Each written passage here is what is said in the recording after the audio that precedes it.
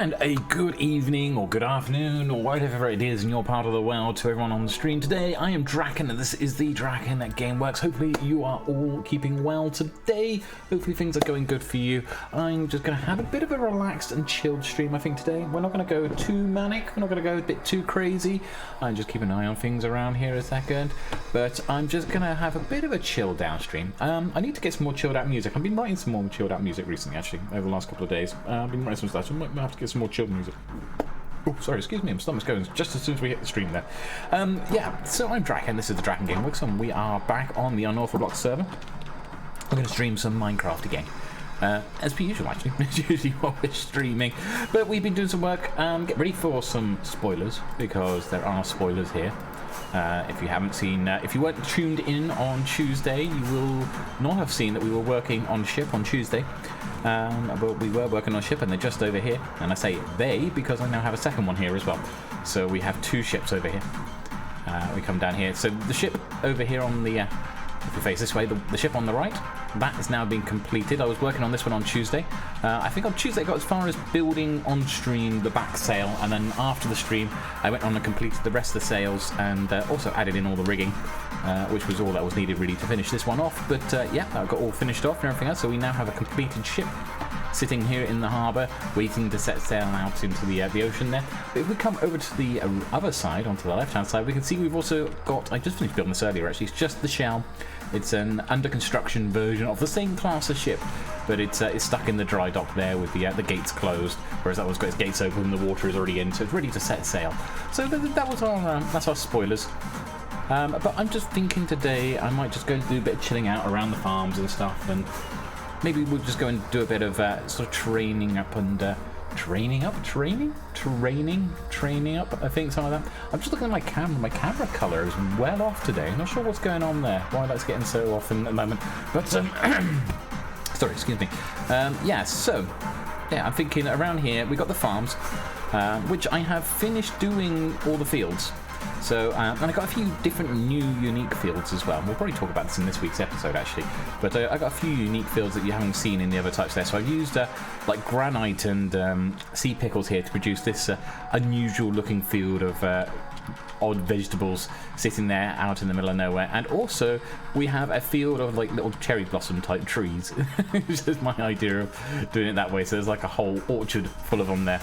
I'm not sure what you could get from a cherry blossom because it just produces blossom leaves, but yeah, maybe they're just growing the trees for transport to be used elsewhere, maybe.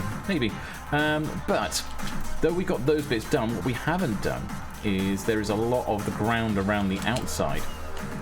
So we've got like this river edge here, this bit over here as well, where we got to basically just sort of match what we've got on this side. So I'm going to need to go and get some sort of dirt. I'm going to need to start chopping up some stuff. Bring back basically, I'm just going to terraform. I'm just going to terraform. That's essentially all I'm going to be doing. I'm going to be chilling and terraforming. And yeah, people are welcome to come and join us, come and chat and hang out and stuff like that. We'll see how it goes. Right, okay, let's go and head back to our base. Music feels a bit loud in my ears. I don't know how it's coming across the people there, but I'm just going to turn it down, at least on my end, a little bit. If you can't hear it, or if you need to hear it, just let me know. I'm now applying blind. There we are. Right, okay. Now I brought my graph screen back as I was sitting there in the music software, just turning it down a little bit there. Which is never good. Could have ended up just crashing into something. Thankfully we didn't. But right, okay. I'm going to need some more rockets as well. The problem with working around the space, I really need to start sort of thinking about building portals around out at distance at different parts. Right. Into here. We are going to, oh, I don't know, rockets. That's what I was looking for. Not in my end chest. I want to go for rockets. So we come around. Rockets. There we go. Okay, and then we need to get the stuff for the terraforming. I'm still carrying bricks from, I was building supports underneath those ships that we just done. Right, okay, bomb. Don't actually need normal dirt either, because the normal dirt is not much use to us. But what we do need to take with us is, I don't know, just have a look. We're going to need some coarse dirt. I got quite a few bits of coarse dirt there actually, so that'll be quite handy. We'll also need some granite, because that's the other type of material that we use a lot of down there. And I'm pretty sure there's something else I use. I'm just trying to think. No, it's normally granite. It's coarse dirt, and it's usually grass paths that I use for actually mixing it up a little bit. But we also need probably a stack of sand, just in case. Because while we're working on the sea edge, it might be, or the sea and the ocean edges, it might be worth having a bit of that. What we also need is, let's have a look, we need some sugarcane for some of the plants around the outside, and to go with that we also need some bamboo, and we need string, because if we don't use the string on the bamboo grows to incredible heights, which is fantastic for like if you're building farms and stuff. It's not so fantastic when you're trying to keep it looking nice around the outside of those ponds and stuff. Right, okay, so... Oh, and I need some bushes. No, better go back. So we're missing bushes.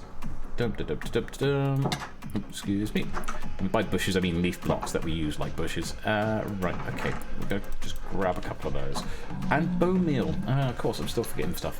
Bone meal, bone meal. Have I got any in here? No, I haven't. I'm going to need bone meal from somewhere. Good question, where? Have I got any in this chest? None. None in that chest. And this is full, so let's... how I get a lot of my bone meal at the moment is just by... It's just basically bone milling up the melon that's coming from here, because I don't use it very often, and only for making pumpkin pies and stuff like that. Hey, Tazzy! How are you keeping? Welcome over. Long time no speak. How are you? How are you this afternoon? Well, this evening. This evening. It is this evening, haven't it, first? I'm losing track of time. I am slowly losing track of time. I think I'm slowly losing the plot somewhere along the line. But yeah, I'm thinking just chill stream today. We're just going to go and dig some stuff up. Right, put that into there. Hopefully that should be enough. I need more bone meal from somewhere. And all of that's not going to go into there. But I know what I can do to actually... use that up. We're going to go over to a different location. Right, okay, pop over to there. And fly on over. Over to our fox farm. Not that we're actually farming foxes. The foxes are farming sweet berries for us, which we then turn into bone meal, which is very handy. Going to pop those in there. And this is the bone meal that we wanted, so we can take that out. And yeah, just going to do a bit of terraforming. Also, way too much bone meal. Way too much bone meal to start with, anyway. Yeah, there's a bit of bone meal in there as well. That's okay. So we've still got a little bit of bone meal. This is one of my concerns. I'm going to run out of bone meal very quickly if I'm not careful. No, very happy. Tomorrow I have a day off work. Yay! Though I say yay, but I've still got to get up at the same time because there's bits and pieces in work that it gets complicated if I don't do it first thing in the morning. And we can get other people to do it, but then you've got to go through the whole rigor of training them and everything else like that, and it takes me about half an hour to an hour to do in the morning. So it's like, if it's like a one day off and everything else like that, sometimes it's just easier just to log in and quickly get it done. So yeah, technically a day off tomorrow. Not that it's a day off for anything fun to begin with, because I've got the dentist. So it's like, looking forward to that. I think after this one, I'm going to probably give the dentist a break for a month or two. I've been quite regularly going to the dentist every month for the last 6 months. It's been a lot of work that I've had to have done on the teeth. So I've been going for the last, I think it's going to be about 6 months now, or 5-6 months, something like that, since I started going to them. Starting, because I'm using them privately, it's starting to get a little bit costly as well. So I'm starting to think, right, okay, maybe I should take a break from them for a month or two. I've actually got to go and see them again actually in June. I've already got an appointment in June for them, so I've got to definitely go and see them at that point. But yeah, I think I might ask them, can we have a break for 2 months a second before we do any more work? We'll do the work tomorrow, and then I'll have a break for 2 months, and then we'll come back to it. Otherwise, I'm going to end up bankrupting myself just on dentistry alone at this point. Not that I'm not unhappy with what they've done. They've done a lot of very good work. I'm very, very happy. I'm chuffed with what they've done. The main bulk of the work, the bits of my worries have been covered now. There is more work that can be done and has to be done, but I think I'm not as in an urgency rush to get it all done. I probably hope to get it all done by the end of the year. That's the aim. Across the course of the year, to try and get it all done across the year. And I think I'll probably have most of it done by the end of the summer, in all fairness. But yeah, I mean, just get the last couple of bits and pieces done. I'll be very happy with that then. That would be pretty cool. Right, just bear with me a second while we're going around here, just popping this sort of stuff in. But yeah, the dentistry will be pretty alright and everything else like that. So, but we're going to see the dentist tomorrow, so we have to head out tomorrow, but that'll be after I've done all my reporting and stuff like that in the morning. And then I have a very special visitor coming over later on. I wonder who that could be. Right, pop those onto there. That into there. Drop that into there as well. I'll just nip this over to here as well. There we are. Okay, cool. So it's looking alright down here. I think actually we should do this whole sort of, we call it a spit of land. I think we call it a spit of land. A little bit that sort of juts around here. We've got like a bit of the river there. We need to carry on where we sort of got to there as well, all the way around on this side. But let's do this bit here first on this side. But yeah, I've been getting back into doing some music. I was just saying earlier, I need to get some more sort of chill tracks. And actually some of the chill tracks would probably go quite well for like on stream, when I need something chilled in the background rather than like always being so like super energetic. If we're doing something like manic, then yeah, energetic tracks are great. But if we're just doing something like this today, like just chilled out, sitting back, just chucking down some blocks at random, yeah, some relaxing music would be pretty cool. Okay, you went back and found Pam's return that I clearly missed because I must have been talking to me. Oh, right, okay. Talking about The Office, yep. Yeah, so, oh, right, so it must have been in an episode, right, okay. So it was in an episode that you had seen, but you just missed the actual the scene in which it had occurred. That's fair. Now, there's an episode in Season 7 that, yeah, I just can't wait until you get to that point, because you're going to be like, yay, sort of thing. It's only like a sort of 2-3 minute thing. I mean, like, you know how they do the beginnings of the show. But there's one of those that particularly sort of, you'll sort of, I think you will appreciate. Right, okay, we're going to pop over this way. All this sand, that's pretty good because we're down on the seafront. Actually, we want nice big sandbanks on the seafront. Though I'm sort of thinking this doesn't look very beach-like, does it? I mean, sand dunes is one thing, but I don't think you would really have it that sort of sheer. I kind of feel like this should be more sort of cliff face. No, nothing to do with Michael and Harley. Yeah, like the last 2 minutes. Yeah. Yeah, so it's got like, you know, the sort of first couple of minutes of a show, it's always like just a bit of something that's not really, but sometimes it's related to the rest of the show, but sometimes it's just something amusing about what's going on. I'm thinking, yeah, we're going to want to dig up all this sand. I'm going to replace the top bit up here with grass, and I'll probably replace the bottom bit with stone. I'll have to come back because I haven't got any stone on me, but I'll have to come back for that. But let's get the sand up a second. Pop that in there. But yeah, I mean, I don't want to drop you spoilers anyway, so I'm not going to drop you spoilers. In fact, I'm not going to say on that sort of thing, but I think you'll enjoy it. I think you'll like it. Pretty cool. Right. Okay. Oh, I haven't got any grass on me either. I've only got a coarse dirt on me. Gonna need some grass. Actually, there's a whole. Could we just trim the top of this off? Would that give me the grass that I need? I think it would. Let's do that. I got the silk touch one, so. We do that. Dum-ta-dum-ta-dum-ta-dum. I think it's going to give us all the grass we need. They'll give us some. They'll give us some. Right, pom pom pom. Now these are normal dirt blocks rather than the coarse dirt blocks, so the grass should grow back over the top of those quite happily. It's the coarse dirt's a problem. Right, okay, let's go back to sleep. Yes, I've been catching up with The Office. Just for the sake of the stream and the replay and everything else. I've been catching up with The Office, the US version of The Office. I haven't seen the UK one. You realise you're just making me want to stay home this weekend and get through Season 7, right? Well, no, that's not fair. You gotta come down. There's always after. Right, pop that into there. I should pop that across. Right. Yeah, I'd be unhappy with that. That's not a solution. It's not a solution at all. Getting into Office, yeah, US Office. Haven't seen the British version yet, but people keep telling me I should go and watch the British version. Yeah, I'll get to that in due time, but I'm enjoying the US version as well. I'm up to Season 7, Tally's up to Season 5 now. So there's a little bit of disparity between us. Right, okay, pop this in here.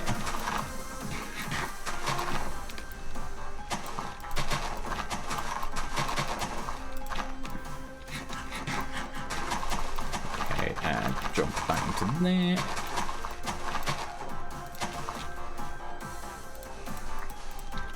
Those across into here. That's nice. Right, okay. And just feed this all up as well.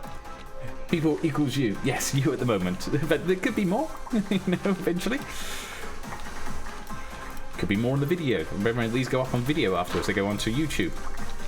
Nice segue to talk about the YouTube stream channel. But most people wouldn't notice anyway. But yeah, don't forget to subscribe over on our YouTubes. Which I don't think you are. I don't think you are subscribed to my DrakenWerks. I think you might be. I don't know if you've subscribed to the second DrakenWerks channel, because I got two other channels, haven't I? I got the DrakenWerks. I got DrakenWerks 2, and I got DrakenWerks. And DrakenWerks is where I upload these replays to. Not that you really need to see the replays, because you normally seen the originals anyway. But still, subscribe, like, subscribe, do all the usual malarkey. Right, okay, pop this around like so. Fill in the gaps. Not like that. I was going to talk about something else as well there a second ago. Oh yeah, I've been looking at other ideas for doing with YouTube as well. I want to do some more videos, and I want to do some more sort of easy to produce videos into sort of something completely different. So like the reviews, like the sort of the music things and everything else. Do some sort of stuff that's like, because you know, gaming videos is great. Don't get me wrong, I like gaming, and I like the gaming videos. This is my passion. This is my hobby. But if we really want to turn YouTube into something that's productive, or turn content creation into something productive, then it needs to have, there's certain things you need to be doing. And gaming takes a long time. Gaming's a long burn thing. What you really need is some sort of other stuff as well that you can use and put up. Things that are more likely to sort of help you, at least in the beginning. You know, maybe later on the gaming will pick up even bigger and we can see where it's going. But I mean, it's climbing nice. I mean, I'm happy with the numbers we got, and I do a lot of this for the enjoyment and the fun of it. I enjoy making videos, I enjoy streaming, I enjoy playing Minecraft, I enjoy playing games. Might as well combine it all together. Get a little bit of a, you know, and if we get a little bit of revenue coming in as well at the same time, all the more bonus. But at the same time, if there are ways in which we can do something we enjoy, the passion of like making videos, and I do enjoy making videos. I've become really sort of produced quite a lot recently. Have a look and see if there's sort of any other sort of revenue streams that we can do down there. And the answer is yes, there is. There are a couple of things we can be doing. Yeah, I've got a few ideas for extra channels, but they will be on completely unrelated stuff. One of them is going to be a review channel, because why not? Why not do a review channel reviewing products, affiliate links, that sort of stuff? I mean, you know, at the end of the day, I'm buying stuff from these sort of places, so might as well, if they've got affiliates, turn around and review the products that I'm buying. Just as simple as that. You know, you're not having to buy anything extra. You know, not really doing anything. The video, to make the video is like 10-15 minutes. You could make a month's worth of videos in like an hour and a half. It's like really quick compared to like doing all my gaming videos. Even like the Satisfactory, I like the Satisfactory stuff. That series is coming on quite well. That's why I can get ahead in the Satisfactory. How you doing, Travis? How's things going? How you keeping? Welcome over. Just talking about YouTube and different types of content creation and stuff like that, and some of the ideas I got for where I'm going in the future. It was the same with like Satisfactory is nice because like Satisfactory, I can sit down in an evening and I can make an episode or two in the evening very easily, if not more, you know, depending on the sort of work we're doing. I mean, I've got a couple of episodes already lined up for Satisfactory on my second gaming channel, so that's going to be going quite nice and easily. You're tired? It's quite early for you as well at the moment. Do you not get much sleep at the moment, or problems at the moment? Because it's got to be what? It's got to be at least, what time's it now? Just gone 9 here, so it's got to be about 4 o'clock for you. I mean, I can't say anything. Sometimes I get tired through the day and have to go for a nap in the day and stuff like that. Quite nice to be able to nap in the day as well, actually. Something I've been doing a lot more often recently as well. Like, one of the joys of working from home is being able to nap in the day. Not that you're napping during work. What I mean is, like, if you have a lunch break, I can go, right, I can set my alarm for half an hour, and I can go and have a half-hour quick nap and put my head down for half hour. And it's quite nice because you come back to work then quite nicely rejuvenated, feeling a lot more awake. You'd love a nap. Napping is cool. enjoy napping. I do enjoy a nap. But yeah, I stopped doing it for a long while. And I think that's probably because working in the day. And then now I'm sort of getting to the point. Well, that's not quite true. Because I used to commute. And I used to have a nap on the train. That used to be my thing, is that I would have a nap on the train.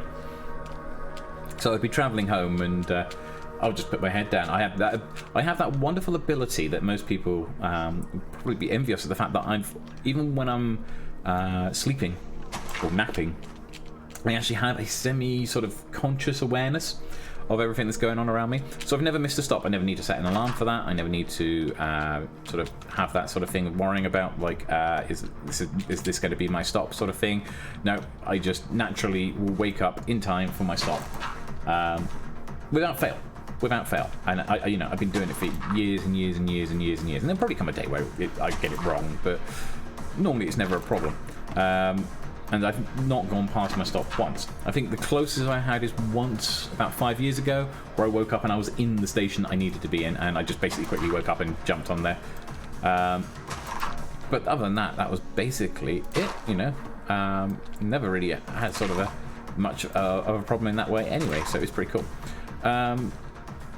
So yeah, I mean, napping on the train was always my sort of thing, so I'd have a nap on the way home from work. It's a dangerous game. Could be a dangerous game. But as I said, I mean, I've always got this, my sleep patterns, the way I sleep and everything else, it's a bit weird. I've got all sorts of strange things that happen. Like, sort of explain this to people. It's like, I'm one of those rare people, and it's very, very rare, that I don't need REM sleep to enter dream. So I can dream without REM. Which means as soon as I close my eyes, I can enter dream immediately. Which is also really weird, because it means when you get to the point, when you get really tired and you start hitting the point where you start like just drooping your eyes and you're getting tired, I will begin to dream while I'm still in and out of a consciousness. So if I'm sort of phasing in and out of consciousness because I'm that tired, I will actually be jumping in and out of dream immediately as well. Which then starts ending up with some really weird blurring the lines between dream and waking world, and yeah, it's all really odd. But yeah, I'm one of those rare people that's got that. So I got all these sort of weird little traits with my sort of dreaming sort of side of things. But yeah, I mean, I always have an awareness of where I am. So normally, if I'm on a train or something like that, I'll know when I'm at the stop and everything else like that. I got that sort of almost like part of my brain is still sort of semi-conscious during it all. Never known why it's like that, but it's never really sort of had any sort of negative detrimental effects to me as far as I know. I mean, you never can tell. Maybe that explains why I'm such a crazy Minecraft builder. I build things like the Drakenspire over there in the background in the course of like a very quick time. Maybe that explains it. But yeah, I got very odd sort of patterns with my sleep in the way that it works and the way that it sort of functions in my head. Right, okay, got that one over into there and that over to there. But yeah, I used to kip on the train on the way home all the time. So yeah, I suppose, yeah, I mean, I used to kip all the time, but it was just at that point. But now working from home, I just kip at home during my lunch break, I go for a half-hour lunch break. Well, it's okay, I'm eating lunch at my table anyway. I'll just grab lunch and just, you're working from home. There's no need to actually be sort of having your lunch away. You can be eating your lunch while you're working at the same time. So yeah, I can just go, right, okay, I'll set my alarm for half an hour's time, just go and chuck my head down for a bit and have a half-hour kip at lunch. And it's great, because as I say, you wake up and you feel more refreshed for work, having a kip in the middle of the day.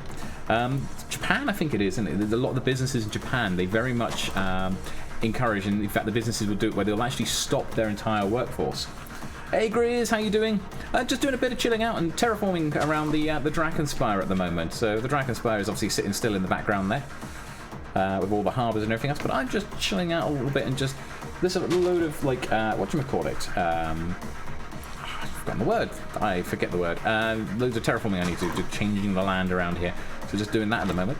Just talking about sleeping and like people's ability to nap, how I can sort of nap anywhere and that sort of thing. But how it's nice to be working from home and being able to nap at home. And how that was what I was talking about. It was in Japan, yes, where the companies will actually force their employees to actually take like a 10-minute nap. They'll sit there and go, right, okay, you're all having a 10-minute nap, and they'll get everyone to stand up away from the desk and lie down on the floor, and they'll force them to do that because they find that actually the workforce gets more productive when you've had a 10-minute nap. Even if it's just like a 10-minute, lie down on the floor, just basically chill out, do nothing, sort of basically have like an afternoon sort of siesta, like sort of more like the Spanish had done. The Spanish have got the right idea with that in that sense. But yeah, have that sort of chill out and everything else, and they find the workforce becomes a lot more productive straight afterwards. So you tend to find, by doing that and encouraging that, the workforce is a lot more productive. So yeah, naps in the middle of the day should be absolutely encouraged by everyone. Absolutely everyone. Right, okay, I gotta pick up my bed. Why can't I pick up my bed? Because that's there, and what type of dirt is that? It's normal dirt. Have I got something I can replace this with? How have I ended up with more stuff? Right, let's get rid of the sand. That's okay, that can go for now. Right, okay, because I should be just replacing like for like, so that's a bit odd. I suppose, yeah, if I got a full inventory in that way, that makes sense. I'm just thinking, actually, how that sort of works and its mechanics there. But yeah, it's cool. I see, Grizz, you jumped on the server as well. What are you working on today? Working on anything in particular? Great to see you back on the server. Are you back over at your tower, or are you just tidying up some stuff? Right, okay, got over here. Drop that in here. I'm quite intrigued by the announcement by Mojang yesterday. I'd be intrigued to see what we do. I'm going to probably talk about it in my video this week, actually, I think, because it's quite it's going to be something that a lot of SMPs are going to be sort of working out what they want to do now, because I know that for a lot of SMPs they were thinking about starting their next season with 1.17 because it's a good time to change it if you see what's there. You know, 1.16 you didn't need to change seasons because it was just the Nether, so you could just replace the Nether. But 1.17, that's a good time to be sort of changing over. But because of the changes and the way that things are being done, that's going to make things a bit more complicated. So yeah, I'll probably go into detail with my full ins and out thoughts and everything else in my video when it comes out on Sunday. Yeah, Sunday I do my Minecraft videos, and I schedule them up. Schedule them? Schedule? Is this schedule or schedule? How do you guys pronounce it? Always get that word slightly wrong. Yeah, it's going to be weird. It is weird, because normally we're used to having just the summer release, and it's all being sort of done in one release with like little bits and pieces done in sort of incremental patches afterwards. But to sort of split the main release across two, that is odd. But, I mean, you can understand why they've done it. I've got full respect for Mojang for doing it the way they are doing it. I mean, it has to be sort of, you know, obviously they've got to look after their team's health. They've got to turn around and think about, well, what can they realistically do to give out the best product they can. Schedule with a K. It's a schedule rather than the schedule. See, I always go with schedule, but every now and then I'll say schedule. Schedule. Maybe it's a difference between US and UK, I don't know, or maybe it's just the way I say things. But yeah, it's one of those things. It's with the sort of the Mojang thing and everything else. Like, you kind of understand why they're doing it the way they are. But in fact, I very much understand. We've got full sympathy, but it does cause a lot of questions for things like us with SMPs and stuff like that. Yeah, that thing, UK versus US. Well, I don't know if it is or not. I've heard people in the UK turn around and call it schedule as well. But I suppose I hear schedule more often over here than schedule. But then again, we do have some weird pronunciations between the two different countries, you know? Like lieutenant and lieutenant. It's spelt the same way. But for some reason in the UK we call it lieutenant rather than lieutenant. Lieutenant is the sort of American way. It's actually technically the French way of saying it because it's a French word. The whole lieutenant, and yeah, we all adopted it from the French, but for some reason the Brits could say lieutenant rather than lieutenant, and I never understood why, because it's still spelt lieutenant. It's hard to compare a US accent to anything because of the little minutiae of the dialects. I know, actually, I would disagree on that. Yeah, so in the same way that Brits, we have like dozens and dozens of different dialects and accents across the entirety of the UK, and there are quite a lot for such a small country. I'm sure that even with most of them speaking, you would still be able to tell for the most part that they're a form of a British accent. But for those of us outside, the UK, probably most will spend the same. And for me, from the US side of things, yeah. To me, it all sounds very similar. The US accent sounds very similar. I'd have trouble distinguishing much of the difference. I think the biggest distinctions I can sort of tell within the US accent is different between North and South. Hey, Cookie Crafter, how are you keeping? Welcome back to the channel. Hope you're keeping well today. Hope you're keeping good. So yeah, it's not, you know, to say there aren't differences. There obviously are. I mean, I hear you guys over in the Discord channel are always talking about like your differences between your accents, like so-and-so's got such a very thick Ohio accent or something like that. I think it was sort of said about beard, and and I can't tell the difference.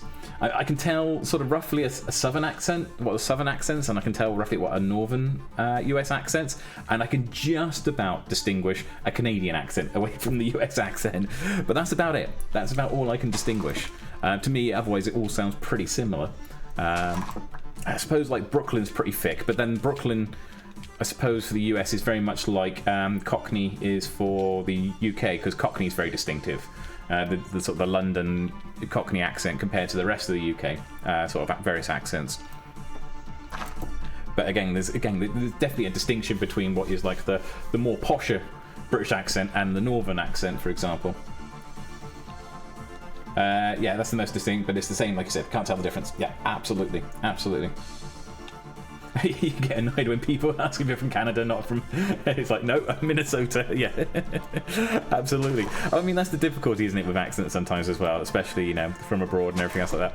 Though there is nothing more offensive to anyone who comes from Britain, who lives in a Celtic country, and you go abroad, and here's the greatest way for you guys in the US, if you ever want to offend a British person who's from a Celtic country and you ask them what part of England they're from, that will turn around and get you the most rudest responses back. Never ask a Welsh, a Scotsman or an Irishman where from England they're from, because they are not from England. Very different country. Different country. They're all UK, but England is a separate country to England, to Wales, Scotland and Ireland. So yeah, very, very easy to offend in that way. Though the one with the Welsh accent, for those who actually have proper thick Welsh accents, I don't, but those who do have proper thick Welsh accents, I know like a friend of mine went over there, talking about 10, 15 years ago, went over to the States, and he has like a very thick South Walian accent. And people were asking where from Australia he was from. And it's like, well, technically he was from South Wales, and Australia has a New South Wales, which was named after the old South Wales, but he's not the same accent. Far from the same accent. But yeah, it does cause a little bit of confusion, a thick Welsh accent. You did get that mistake one time, you. I said quickly about England, you corrected me real quick. Yeah. Don't live in there. Don't mix us up with England. Now, technically, I'm a hybrid, so I do have English accent. There's a very strong English accent in me, because I was raised in Southampton, which is on the south coast of England, in Hampshire, in the county of Hampshire. Southampton, best known probably to you guys as being the place where the Titanic first set sail from. It's a big port that deals with a lot of liners, ship liners and stuff like that. But that's where I was born and brought up. My father was Welsh, my mother was English. I was brought up in England, but I moved to Wales as soon as I hit an adult, basically, and I've been living in Wales ever since. So I've spent more time in Wales than I have done living in England. My kids are all Welsh, you know, all my family sort of from the Welsh side and everything else. So, and I feel a stronger connection to the Welsh side. And it's hence where there's a little bit of a hint of a Welsh accent in my voice, because I've been in Wales for so long. Not that anyone in Wales would turn around and admit that, because they could probably never hear it. But compare it to like someone who's got a proper Welsh accent, I'm very different. I tend to pick up more the mannerisms and stuff like that, the Wenglish as it's called, which is basically the hybridization of Welsh and English, plus a few extra words that just don't make sense or fit in anywhere. So Wenglish and it's the way of sort of saying things, you know, it's like the whole, like, how you do directions in Wales is up over by there. And that makes complete sense to me. Like, if someone told me something was up over by there, I would know what they're talking about. I would know where they're going to, but yeah, most people wouldn't. What am I working on at the moment, Cookie Crafter? I am working on a bit of terraforming. I'm just having a bit of a chilled out stream today. I got so we're over by the farms. Hang on, let me take off. I'll show you now. So I've been working on the fields. I've done all the fields over here. But I need to actually terraform up the whole region as well to sort of finish this area off. I'll probably go and build like a little sort of farming shack or something, I think, on the other side of here. Might have something down on the beachfront here, like a little pier that comes out. Not a big pier, sort of for boats and stuff like that, but somewhere like you can fish off the end of, and like a little hut or something down there. But I just wanted to get this little piece of land here done very quickly. So that's another piece that's, you know, it's all in the scale of things that need to be done to actually get the base completed. Oh, sorry, excuse me.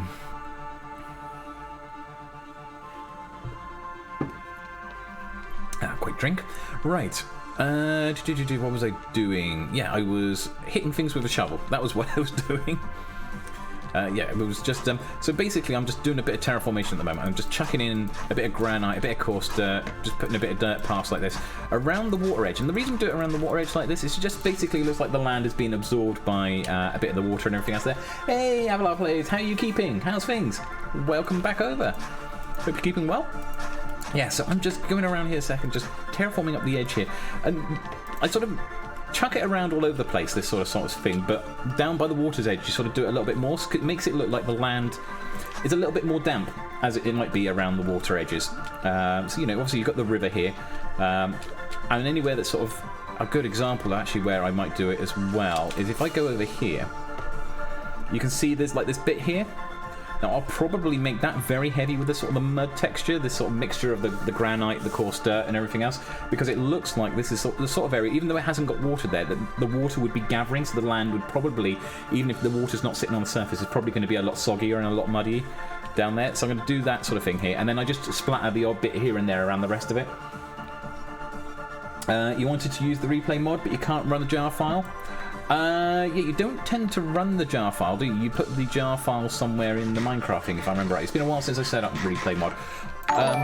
No, the way I tend to do it... thank you for the host. Massively appreciate it. Cheers, Apple Plays. The way I tend to load it all up is there's a program called Multi-MC, which is really good for loading your mods into and everything else. It's basically a mod manager stroke version manager, and it creates a fresh, clean build of Minecraft every time you want to sort of set up different types of mods and stuff like that. But you can just basically drag like the jar file that you've downloaded, the file that you would have downloaded for replay mod, and drag it into the program itself, into the folder. It's a directory folder thing.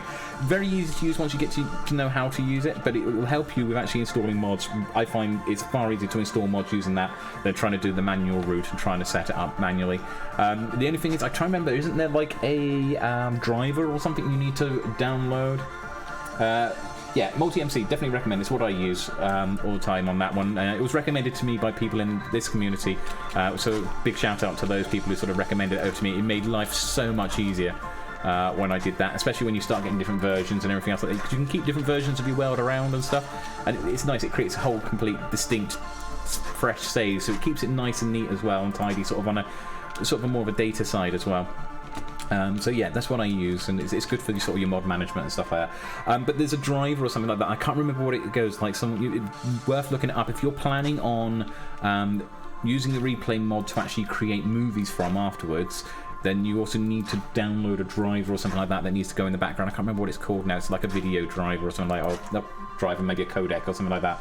It needs to be installed for it to actually be able to do its function there. But it's been a while since I've installed it, because you only need to install it on the PC the once, even when you're doing several mods, doing replay mod across several different versions of Minecraft.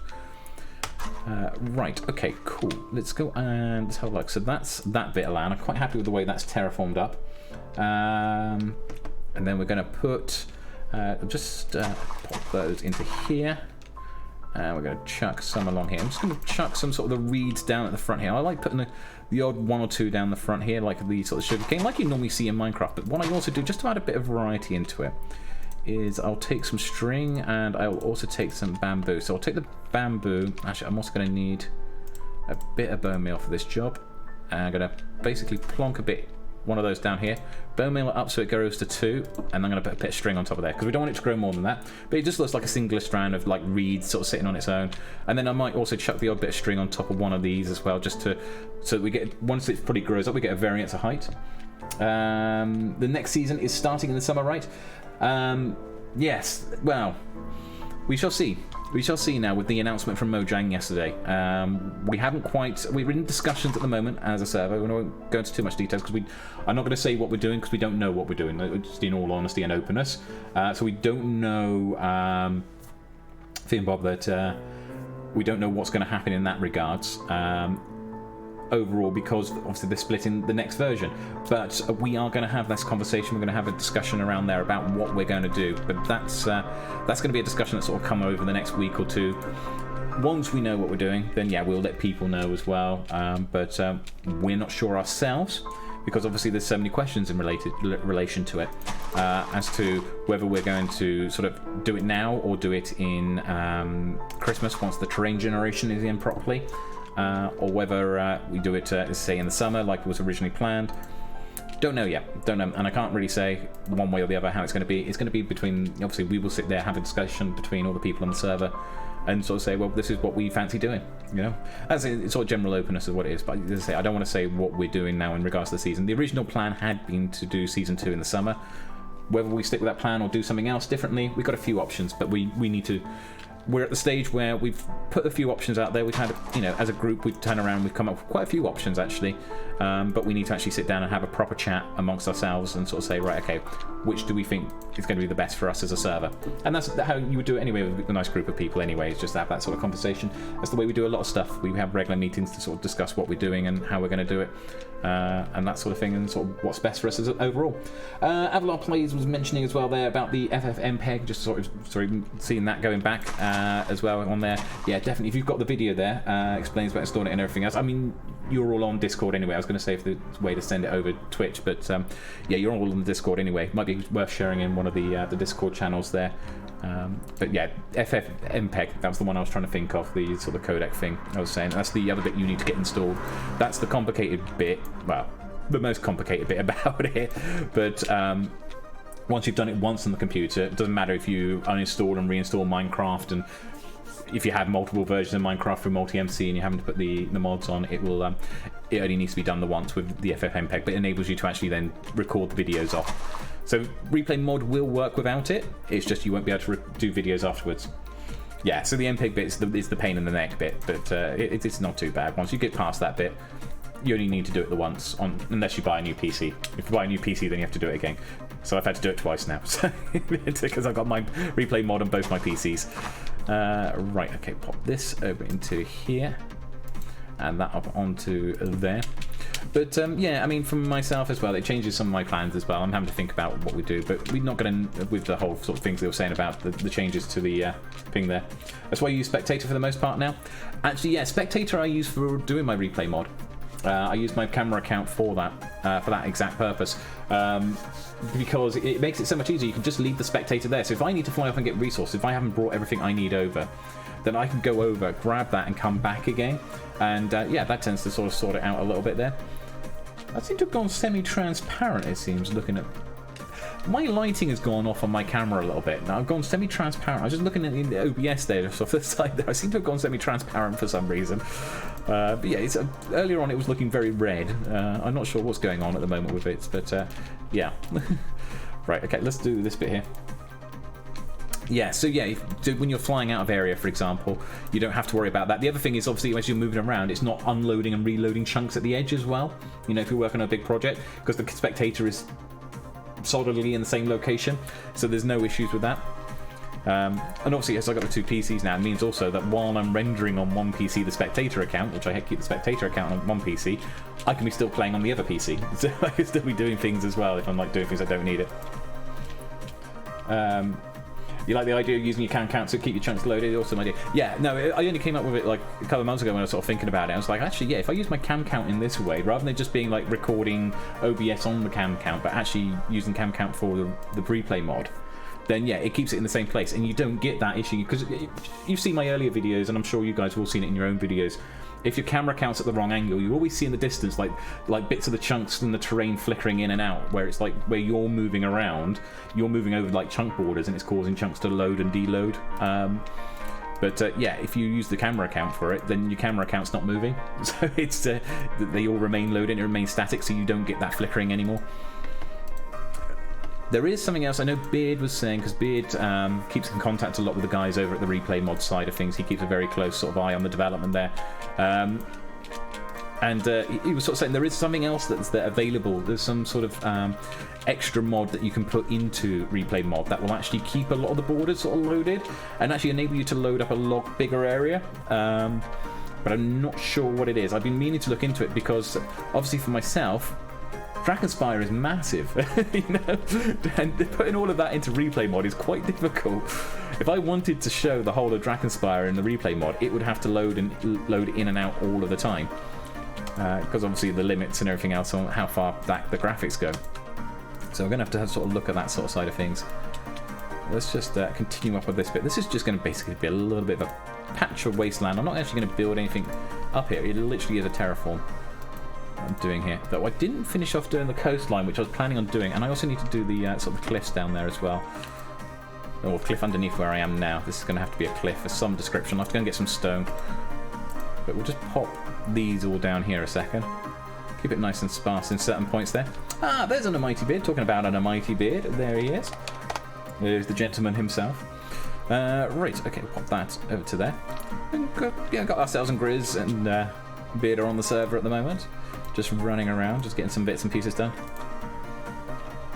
Oh, of course, yes. Yes, that makes sense. His ping on Wi-Fi is excellent. Good to hear. Awesome. He's got a few changes and things that's going on with him at the moment, so he's having to test a few things. Brilliant. Okay, right, let's go and pop around to here. And drop on over. Let's have a look. I think we could probably do some down here. Again, this is what I was saying about earlier about where we put sort of the terraforming. Like, there's a lot more mud I put in this bit because it's like a low point, so it's where the water's going to naturally occur. So I just basically terraform the bottom bit there to sort of make it look like the water's there and the land's a bit more soggier. Is there a chance to join the next season? I'm a bit afraid of asking because the rule says don't ask, but how can I join? What I have to do? How old you have to be? Oh, all very good questions. First of all, you need to be a content creator, and you need to be sort of showing that you are sort of uploading and everything else like that. We will then check out. So good thing to do there is obviously you're on the Discord already for the Unorthoblocks Zone, so that's a good start. And interacting with the community is also a very good start there. Share your videos. We work very much on the grounds, very much similar to like a lot of these sort of SMPs where it's an invite-only sort of basis. We check out people, and we do check out people who sort of post up and everything else and sort of see how they're doing. As to age limits, that's a different question. Obviously, that's something that we would discuss amongst ourselves as a group there.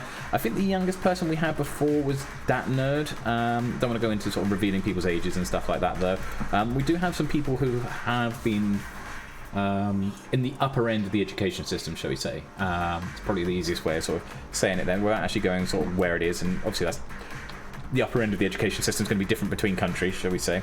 So I'm not sure what the sort of the youngest we would accept to. Obviously, we're looking for people who sort of fit in with the crew we've got here. Yeah, and it's about maturity, as Grizz says. And it is about basically, as long as we got a mature group of people and you show sort of a sense of maturity amongst that sort of fits in with the rest of us. But also, you know, it's not just about being, we say a sense of maturity. It's a sense of maturity but still being able to have the fun and enjoy the fun, you know. It's not like sort of saying, yeah, you must be completely serious while you're doing it. You can never prank or anything else like that. Yeah, then why is the loon allowed? Yeah, exactly. I mean, you've got people like Forge One, for example, who sits there and pranks people all the time. I mean, that's fine. That's not the issue there.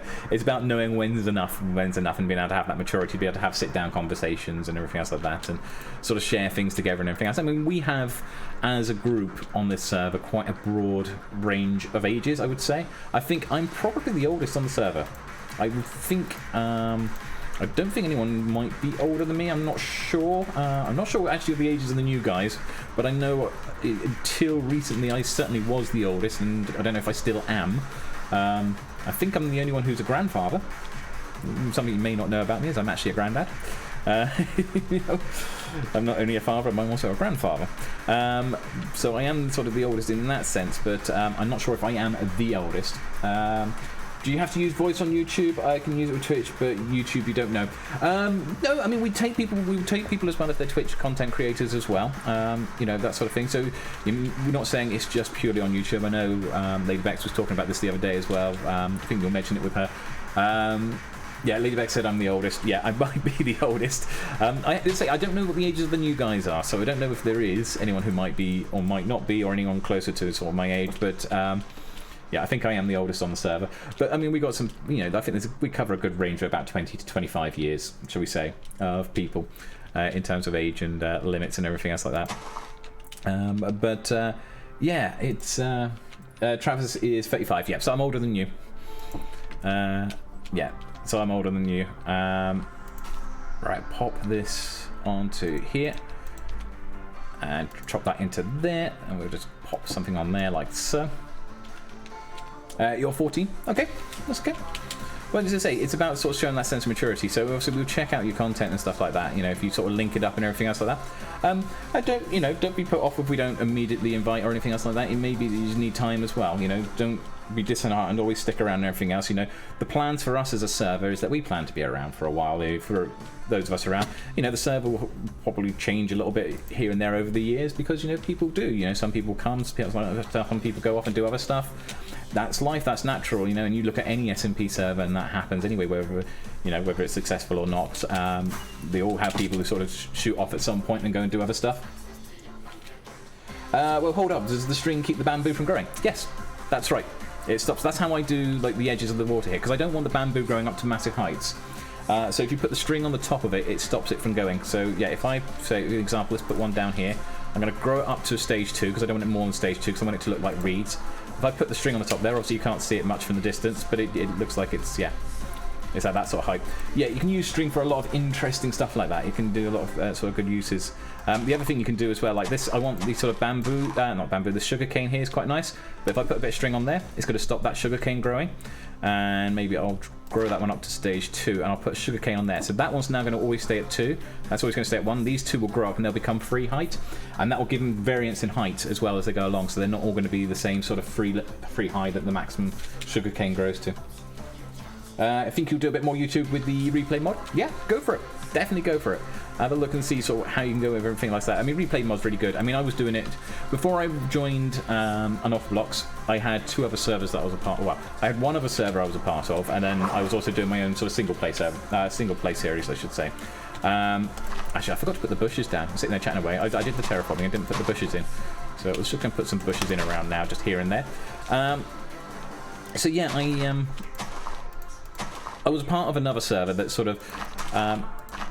Basically, it ended up just basically being me, because the other 2 people who were on the server, well, there was 3 people, other 3 people on the server, but the others basically just didn't stick around. They were too busy playing Elder Scrolls Online, basically, because it was basically set up by a guy who who's quite a big streamer, actually, on the Elder Scrolls Online community, but he did Minecraft as a sort of a bit of a side, and then I ended up taking over the server from him because he was spending all his time on Elder Scrolls Online, and I was spending all my time over on the Minecraft server, so I ended up taking charge of that one. But that one ended up, like, it just ended up just basically being my server. It was just me on my own on the server.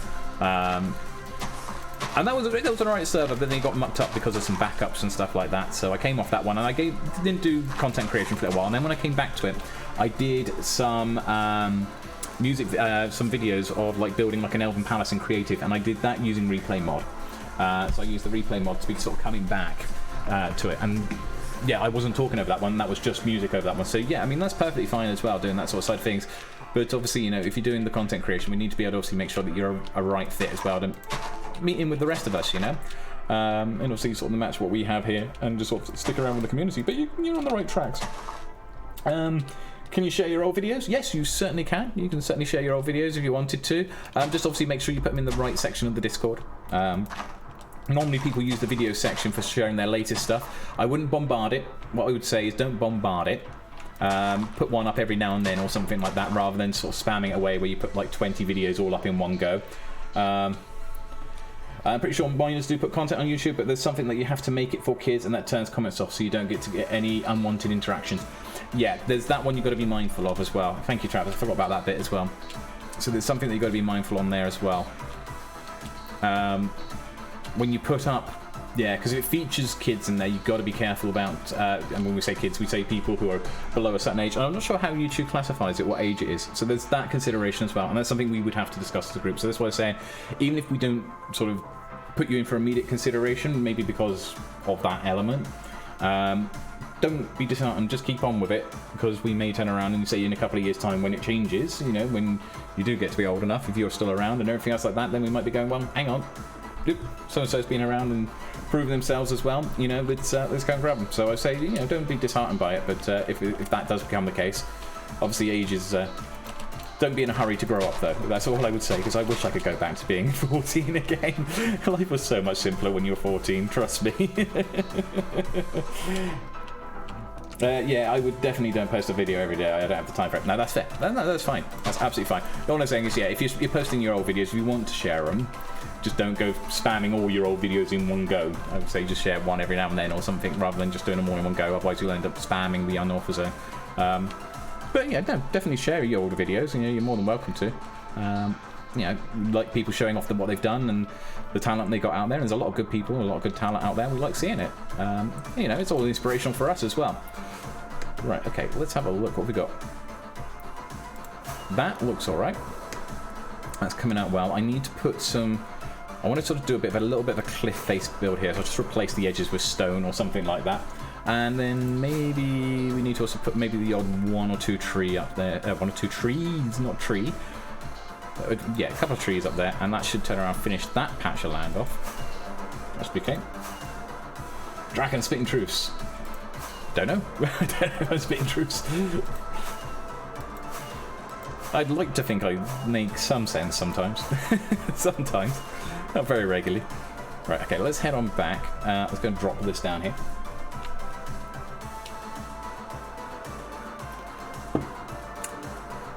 And down we go. And crash. And bang, and into there. Right, okay, I need... shulker boxes. That's around here. Good job, we got quite a few now. After we went end raiding the other day, if you saw my latest episode. Nice little segue there, just to do that. Just went into end raiding for the first time last week. Put it up in the last episode and everything. So, yeah, that was good fun. That was good fun. Right, I'm going to demonstrate how I'm doing the trees in the outer lands here, because I'm doing it a little bit different. I'm not just creating trees. I'm creating trees in a special way. So if I need... actually, two. That's all I need, is two of those, actually. But I need something else to go with it. And I don't know if I've got any. I might have to go and farm some up. Well, these are all empty. That's no good. I think I may have used them all up, so I might have to go and get some. I'm going to need some oak logs. Yeah, and those are stripped. So, what I could do with is if we take some of these over here. I'm just going to go and demolish a tree a second. All good for the environment. This is all land management. Actually, before we do that, let's go and get some more rockets, because I'm running out of rockets as well. That'll do. Oh, I should be utilising the more powerful rockets these days, because of the dimensions of the Drakenspire is so big that the rank 1 rockets just don't get me around the base sufficiently. I think I'm going to need to use the rank 2 and 3 rockets a bit more often. But I need some oak, and rather than using my farms for it, this is one of the things I've been doing for the last couple of months, knowing full well of what I was coming out here to build the outer city and build the rural areas, is I've been basically gradually deforesting the entire area and region. You can see where I was here earlier as well. So this is going to be the next farm area here, so I just deforest this as well in the process. But what I'll do is I'll also bring with me... Doesn't need to be perfect, but I'm just going to expose... These oak trees can be a bit of a pain, these big ones. So I'm just exposing the wood and also getting myself a load of oak bushes as well at the same time. Normally I would just dig up the wood, but because these ones are a bit of a pain to find all the wood and everything else, sometimes it's just a bit easier to go in with a bunch of shears and just basically farm it all up. And then it gives us a load of bushes then, you know, load of oak trees that we can use for bushes. So yeah, let's grab that out here. Take that. Over in the corner. And this is actually a double tree as well, so this is going to be a little bit more of a pain to dig up, but I say I'm not concerned about getting every single leaf. I mean, I don't mind some of them just spawning out. It's just to get a good quantity. But what I'm really doing here for this is that I want to be actually expose the wood. I'll just grab some of that up. Grab those layers, that one there. Are you posting the channel? Perfect, thank you. Yeah, we'll go and we'll have a check out. We'll have a look at it. We do look at the videos that people post up, you know. Obviously not all of us all the time, because we all have various different sort of busyness in our lives, and you know, obviously I work full time, so I work the day, and then when I'm not working, I'm spending a lot of time on the server. So, but not just on the server. I've got other things that I do as well. You know, obviously I've got my kids, you know, keep in contact with, and I have my girlfriend as well that I see on every now and then as well. So I've got things that I need to get on with as well. So, but we do try and sort of catch up where we can and as we can. But yeah, it might not be every single person will catch it, but some of us will, certainly. And we'll put it into consideration. I know Lady Bex will keep you up with it as well. I believe that we do sort of tend to check out all potential candidates on a regular basis. All right, okay, let's pop those ones there and that one there. And that's there. That into there. Those there. I think that's all of that bit over that side. Okay, let's hop over to there. And we're gonna grab those into there. Okay, I think... Oh, there's one up there. It's just a matter of finding all the bits and pieces of the wood there, but I think this is going to cover it all. We'll take out this trunk here. Got 2 trunks to pull down though on this one because it's a double tree, but that's fine. Hang on, let's go and grab all the leaf blocks that are dropped there. You like Ladybex the most, but don't worry, you're second best. Sorry, that's difficult English. No, that's fine. Thank you. I appreciate being second best. But I mean, yeah, I would turn around and say that on this server, I don't take favourites on the server. We all have our strengths and our weaknesses. We have a lot of very good content creators on here. And I certainly say a lot of them are probably far better than me. A lot of them are far better than me, if not all of them are far better than me. When it comes to the sort of the content creation, I'm probably one of the crazier builders on the server. Probably that title will have to go sort of between me and Gray, I think, because Gray also builds at insane speeds and insane detail when he's on the server. He's just not on as often as I am. Yeah, it's we got a lot of very talented people who are very entertaining, very good with their builds. Ladybex does some amazing builds. You go see like Beard, was on the server earlier. He's still on. Yeah, he's on AFK at the moment. But he does some great sort of Mushroom Islands and everything else. Some of the new guys who've just come in here, like you got Avlar Plays, who's been helping you there. He's really good with his sort of stuff there, with sort of his medieval stuff and everything as well. Definitely worth checking out some of his stuff and some of his streams and everything else like that. You got Travis as well there as well. Very entertaining guy. Love Travis's videos. And Travis is blowing up pretty big these days on his YouTube as well, from what I understand. Though that's because he's stealing content from me a lot. Just to tease. Sorry, Travis. No, you got some great content on there. I love seeing your stuff and I love waiting for when your stuff comes up. And yeah, we got the new guys. Like you see Travis, you got Avlar, you got Flezzy as well. We also got some of the older guys as well, worth checking out. Even like some of the guys who aren't around at the moment, who've sort of gone a bit into sort of, not into retirement, but they're sort of waiting for season 2 or what we're doing, the next big thing, because they sort of done everything they want to do in season 1. People like Forge One, for example, does some great stuff. Grizz has done some amazing stuff with his base over on the far side there. Grizz, who's on there. Yeah, you watch Travis? Yeah, he's a good one. He's a good one to catch up with. But yeah, everyone's got their strengths and weaknesses, and I enjoy all of them. I mean, what I like about this server is that we do have a good bunch of people on here. I couldn't say that there is any one person who I couldn't say anything bad about any of them, because they're all cool, decent people. That's what I love about this server. It's just finding, and then that's the important thing when you're looking for a server. It's just having a good group of people. Having a good group of people that you can get on with. But yeah, all right, let's have a look. Grab those bits there, and there we go. Cool, sorted. Nice oak. Right, okay, that gives us enough oak and everything else like that. I don't need to really worry about the rest now. Right, let's fly back over to where's that headland? It's over here somewhere. Right, okay. So, just to be a little bit different, but because I'm not wanting to sit there, because it would take me forever to build this entire island up. This island is massive. And to build this entire island up, if I was to create custom trees for every single tree on the island, it would get frustrating for me. Not that I don't mind doing custom trees, and you've seen me do, if you've seen like over in the gardens, there are, I can just about see them peeking over there. There's a bunch of custom trees that sort of line the portal going into the Draken Spire itself. So I do custom trees. And there's one outside the front and everything else.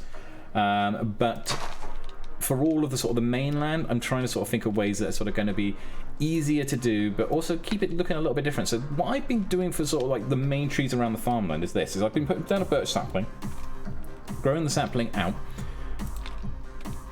and then coming in, and I'm just basically taking out the wood from the birch, and very quickly before it starts despawning, putting in oak logs instead. So it's kind of an oak crossed with a birch tree. So it looks a little different, but it still looks pretty similar. So it's pretty similar to an oak tree, but you don't quite get the same sort of shape. You get more of the birch shape out of it. So, you know, you don't get them sort of coming down so close to the land, and you've got no chance of either also accidentally spawning one of those massive ones, which, you know, the massive ones are nice, but I don't want a massive one at the moment. I want these sort of medium-sized trees for sort of dotting around the land. So that's how I do them. It's just that way. It's quite nice, and you've got these sort of thicker leaves on the top as well. So it's basically, it creates something that's it's almost like a new kind of tree without it actually being a new kind of tree. But it also just gives it that little bit of a difference while looking out across the lands. I like the way it sort of looks with those sort of ones. We've even got like a beehive that's cropped up on that one. They actually curd on the birch, and I just replaced it. The oak trunks and kept the beehive there because I thought actually it looks cool. But yes, it gives something different, but without it actually being too complex or difficult to actually put down a load of them. So that was the idea anyway behind it. I got an idea for a forest, for the mystical forest I'm going to be building, which is going to be sort of over in that direction, about how I will make that again like quick trees that I'll be able to spawn up like that, but with something different again. I'm going to be using a mixture of spruce trees in there, but like between the small spruce trees and the bigger spruce trees, but then using things like the crimson vines, shroom lights and stuff like that hanging off the side, and then around the ground level, wherever what doesn't get turned into podzol, I'll probably turn into normal dirt and mud with coarse dirt and granite and stuff as well again. And we'll probably have some like little mushrooms. I got some designs of like little mushrooms that I can be sort of building around the area, like not big mushrooms, but like you get in like on a mushroom island or something like that, but like these little mushrooms that are dotted in between to create like a bit of an enchanted forest basically. It should look pretty nice actually, and there might be a little bit of lighting going on in the forest as well. We'll have the shroom lights, and some of the mushrooms, some of the stems are going to be using like end rods and stuff like that, so it should light up quite nicely as well as sort of this strange mystical forest. That's my plan for the far side anyway. I've been experimenting a little bit with that and seeing how that comes out, and that should look quite nice, and I'll probably crack on with that in the next few weeks once I got through sort of doing all this farmland around here. So I've got plans for one more farm just on the other side of that ridge, so there'll probably be a farm. So this ridge sort of forms the middle between a lot of the farms. I'll probably build one on the other side there, and then there's like almost like another bit of hilly land on the other side of there, so there's like a bit of flat land, and then there's another bit of hilliness, and that will form the separation between that area and like the mystical forest as well.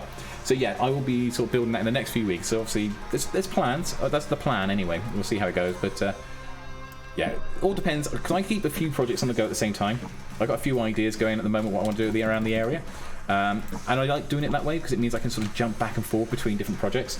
Like we built the ships the other day, and they're all nice and built, so I was able to drop away to the dry dock and do an inner city stuff, and then I can come back out here and do a bit of rural stuff, and it keeps the interest a little bit. Okay, so that's the trees. I wanted to put a little bit of a cliff face down in here again, so I still need to go and get the stone for that one. Let me go and do that. Head on back.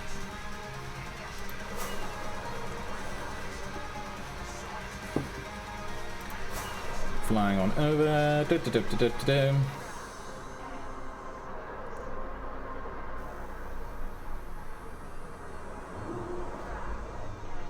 And in we go. Right, okay, so let's go and drop the bushes away a second.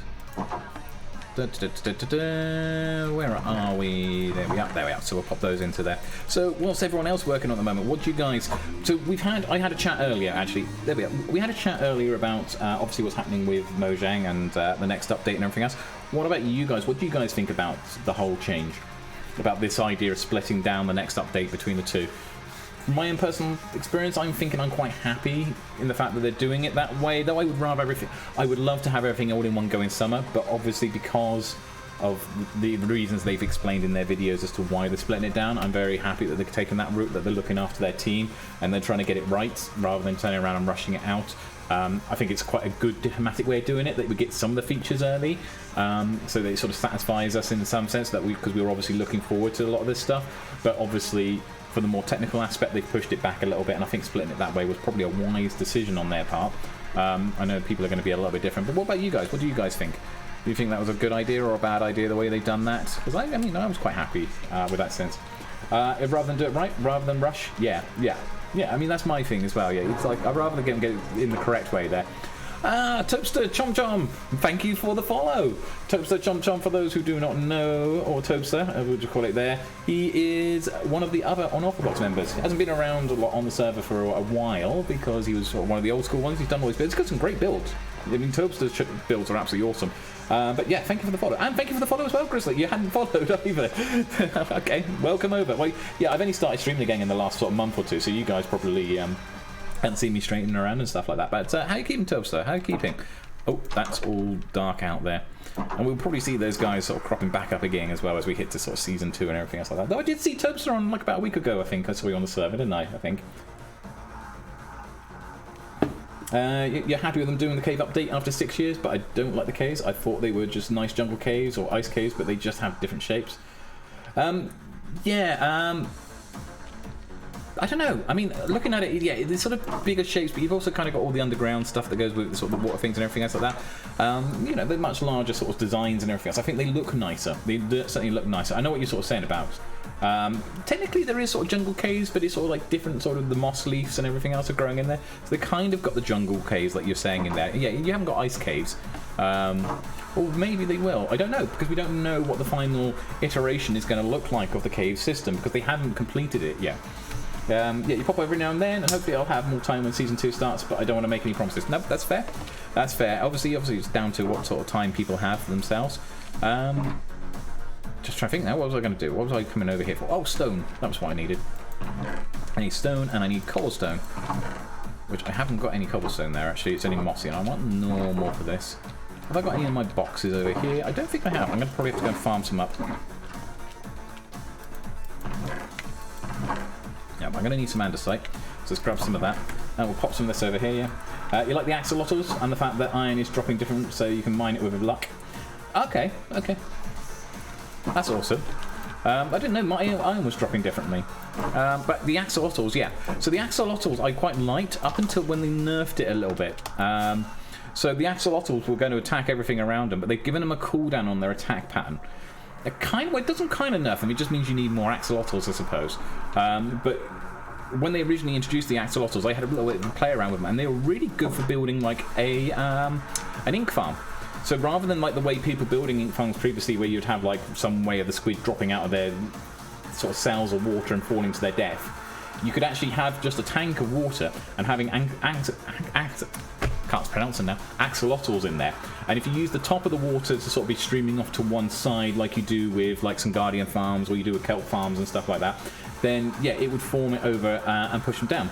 And you'll be able to use your axolotls as a different farm, and they'll just basically kill the squid, the ink drops up and it falls over into the side. Really good for the sort of the mining side. I love that idea. But they've nerfed the axolotls a bit so that their cooldown on their sort of when they'll attack is like about a minute or two. So you probably need a lot more axolotls in a tank now. So the farm can still work, but you just need more axolotls. And I'm not sure how I feel about that, to be honest, because I quite liked where it was before. But I mean, I suppose they were sort of attacking way too quickly. So yeah, I think, oh, I've just broken part of my machine. I'm going to have to put that back together again. Yeah, so I'm going to have to look into that one and see how many axolotls are needed to actually make it work. You glad there's a lava farm? That I've been looking at, yeah. You can make nice new farms like a lava or water farm. I mean, you can do water. I mean, water you can get an infinite source from. The problem with the lava farm, though, is that there's no automatic way yet to recover the lava. That I would like to see. I'd like to be able to sort of put like a dispenser next to a cauldron, and I can turn around and activate the dispenser with an empty bucket in it, and it will extract from the cauldron. I heard an axolotl in a tank and picture them crewing an M1 Abrams. Yeah, that could be quite an interesting thing. Yeah, but yeah, I like the idea, the sort of the lava things. Like, there should be some sort of way of being basically able to sort of put a dispenser against the cauldron, and you could extract automatically from cauldron. If you could do that, we can get the lava farms that I would want to see. At the moment, yeah, lava becomes renewable, but you can't auto farm it. You have to sort of semi auto farm it, and basically you would have to go around and sort of, I mean, technically I suppose you could probably do something like an ice farm, you know, like these automatic ice farms where you have like the characters sort of going along a water stream, going backwards and forwards. But I mean, then you're talking about a lot of buckets, and like, how would you recover the buckets and put new buckets into? I mean, there's probably a way of doing it, but it'd be very complex. And I'd rather just sort of there be some sort of system where you can just use a dispenser on the cauldrons, so that when the cauldrons fill up, it gives out like the appropriate redstone signal, and then basically a dispenser triggers and picks it out and deposits the bucket. You know, it activates an empty bucket and then deposits it off, and then you basically get an automatic lava farm, which then could be really handy then if you attach it up to like a furnace array. Because if you attach it up... Have I just damaged another bit of... I have, haven't I? I've just damaged another bit of the machinery. It's me not concentrating properly here a second. That's alright. Yeah, because then you could just sort of auto farm it. And you can put it up to a furnace array, and it could be just self-fueling. It's an alternative to the only other option for self-fueling at the moment, which is the bamboo. You literally have no idea what the axolotls are for. I've just missed you talking about them. The axolotls are an underground aquatic creature that are capable of attacking other aquatic creatures. They're basically like wolves, but underwater. But there are some uses for them, because they'll attack certain passive mobs as well as non-passive mobs, and the particular one that it sort of goes with, because some people sort of like, yeah, we can use them on guardians and everything else, but there's probably better ways of doing guardian farms than using axolotls. But the main one to be using them for is with squid or glow squid. You know, the two, obviously there's the new squid coming in and the glow squid, but both the normal squid and the glow squid basically build a tank in wherever they spawn and then put axolotls in the tank, and the axolotls will just go around and kill the squid and farm your ink. So it's a nice alternative to the way that ink farms have always had to normally be done before. So I like that idea of using them in that way, but they sort of nerfed them a little bit on their sort of how regularly they can attack. And I was kind of a little bit like, oh, that's a shame. But I suppose, yeah, the way you get around it is just put more axolotls in the tank. But yeah, essentially that's what the axolotl is about. You can carry them around in a bucket. You can get a bucket and pick them up in a bucket and carry them around that way. Or you can put a lead on them, I think, and lead them around underwater. I think you can, anyway. I'm pretty sure that was something. But yeah, they're one of the new mobs. So those ones should be coming with the patch in summer. So the axolotl should be there, the glow squid should be there. I think. Because there is going to be some changes to world generation, because they want to include the new mobs, and because the summer they're releasing the new mobs and the new blocks, and that needs some changes to world generation. Even though they're not, I think the hardest bit, the bit that's causing them the most problems with world generation, isn't like the cave designs, because that's not like really that much different to what they've done previously with things like the Never update, for example, which they were able to sort of get done and out in nice time, and partly through COVID as well and all that sort of stuff. But it's the issue they've got is the fundamental problems with where they're changing world height. So where they're increasing the depth and also increasing the world build limit, that's causing some sort of technical issues. I'm guessing it's also on a sort of performance basis as well. They're having issues there, and they're sort of getting a bit worried about how that's going to come across. So that's why they split the thing down. Okay, let's fill this up in stone. So I'm going to turn this into sort of a bit of a cliff face. So we should see the new creatures, I think, in the summer patch, and we should see the new blocks as well. So things like copper, the new copper blocks will be in the summer patch. What else will be in there? There's like the new deep slate as well, they said will be in there, though again, as I say, it's going to have to sort of change some of the ways in which generation occurs, because obviously some of this stuff like the deep slate was meant to be sort of found normally below Y level 0, which obviously in a normal world generation you don't get below Y level 0, because that's the bottom of the world. In the new patch, when the new update goes fully live, then yeah, we can go below Y level 0, but that's going to have to all change. That's going to have to be all sort of moved around a little bit, but we'll see how it does. I mean, I got, Mojang do a good job of everything there, so I'm quite looking forward to seeing how it all finally pans out in the end. I mean, yes, I'm a little bit upset that obviously we can't do the plans that we originally done for the season, where we were just going to go straight into season 2 in the summer. I mean, that would have been nice. I had some ideas and stuff that I wanted to do, but at the end of the day, it is what it is. They need the time, and so they need the time. And I'm glad that they're taking the time to do it, and that they're thinking about their team's health, especially in this important time. I'm glad there's a company that looks after them. That was quite. How many of you guys here have actually seen the video that Mojang put out about the changes? Because you got Agnes was there. There's a lot of comments. It just looks, and I got to admit, she does look like she's like stressed at the moment with all she comes onto the video. But yeah, I really feel for her. I really feel for her on there. Right, okay, pop this on here. There's a lot of comments about it as well. People sort of put it on there. Alright, okay, right, let's pop that into there. And that one onto there. But yeah, I suppose it is quite stressful if you're a developer and having to deal with gaming communities. Because gaming communities, let's just say they're very passionate. And if they're displeased with something, they will make their voice known. You know? You have to go now, it's late, and you have school tomorrow. No worries, you have a great day, Cookie Crafter. Thanks for stopping by, massively appreciate it. Hope you have a great evening, and obviously a good day in school tomorrow as well. You take care, look after yourselves, and be good. I hope you have a nice stream, though. Thank you very much, massively appreciate it. Yeah, I'm not sure how much longer we'll be on for. I mean, we're approaching, what, an hour and a half, or coming up to an hour and a half and everything else. I normally do these for about 2 hours, 2 to 3 hours, depending on how we feel, how we're going with it, and everything else like that. I mean, I got to get up early tomorrow, but I don't really need to be massively well rested for tomorrow morning. But I mean, it's a good idea for me to be rested tomorrow. So, oh yeah. I mean, I suppose the girlfriend's coming over tomorrow as well, so I better be rested for that as well. So, I don't want to be sitting there being tired when she's here. But yeah, we'll do that sort of side of things there. Otherwise, it'll be early naps. But yeah, I mean, I can have a quick kip on the train, I suppose, when I'm on the way to dentist, because my dentist is still in Cardiff. I'm now living in a different city, but my dentist is still in Cardiff.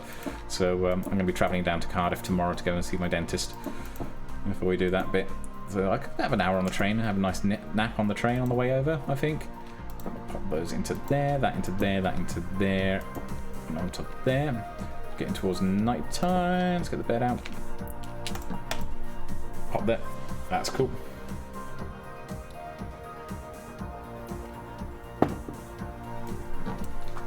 Grab that one over there. That's okay. That's looking nice.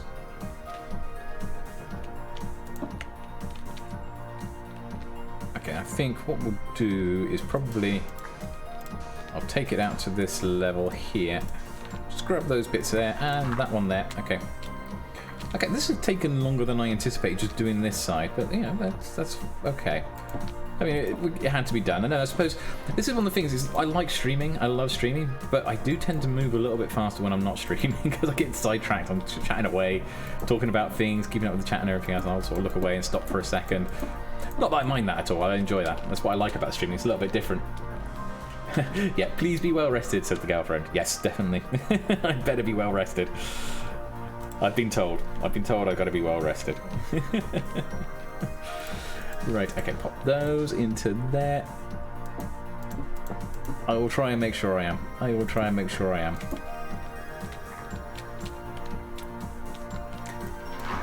But as I said, I can have a nap on the train on the way there and on the way back, and I'm going to be in the dentist, and you know I can have a nap in the dentist as well. I don't know, does anyone else do that? You go to the dentist and go to sleep in the dentist while they're working on your teeth? Have they got a bit to do? I found myself doing that before. I found myself drifting off before when I'm in the dentist chair. I don't know whether it's like it's rude to the dentist or not, whether they really care. Yeah, Grizz sleeps. You don't sleep in public places, do you, Travis? Ah, fair enough. But Grizz falls asleep in the dentist chair as well. Yeah, so it's not just me. It's not just me. Yeah, I started falling asleep in the dentist before as well. I was just like, I don't know if dentists are sort of mind or not, sort of thing. I mean, I suppose like if you're asleep, you're not moving around and fidgeting much. They can probably just get on and do their job. It's a perfectly still patient. What's not to love? Yeah, exactly. I mean, there's that element of it, isn't there? It's like the patient's not moving around anymore, and they're just lying there, you know, and you know, not having to worry too much about the pain or anything else like that, or these sort of, you know, any aches or anything else that come out, you know. Any sort of pressures, and for the sort of the patient side, you know, you sleep through the procedure. So you can wake up with it all done. But yeah, it just sort of gets peaceful, you know. You're leant back, you got nothing to do, you're like that, and you're just like mouth wide open.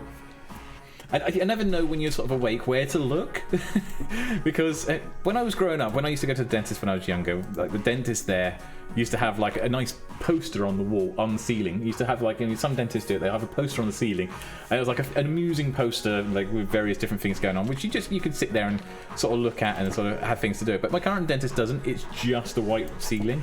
So there's nothing to look at up there. So it's just like, you know, so where do I look? Do I just look up into blank empty space? Do I look up at the lights that are around the room? Do I look up at the dentist? That's like kind of a bit creepy. So it's like, where do I look? When I'm in the dentist. So it's just easier just to go to sleep, I suppose. Right, pop that into there. Over to there. Have I run out of stone blocks? No, I haven't. I got a few more there. That's okay. A few more stacks. Take out this edge here. Don't want to take it all out. I want to keep a little bit of a semblance of a sort of the sand, I think. So although the sand is piled up against the cliff face. And let's just keep on going around here.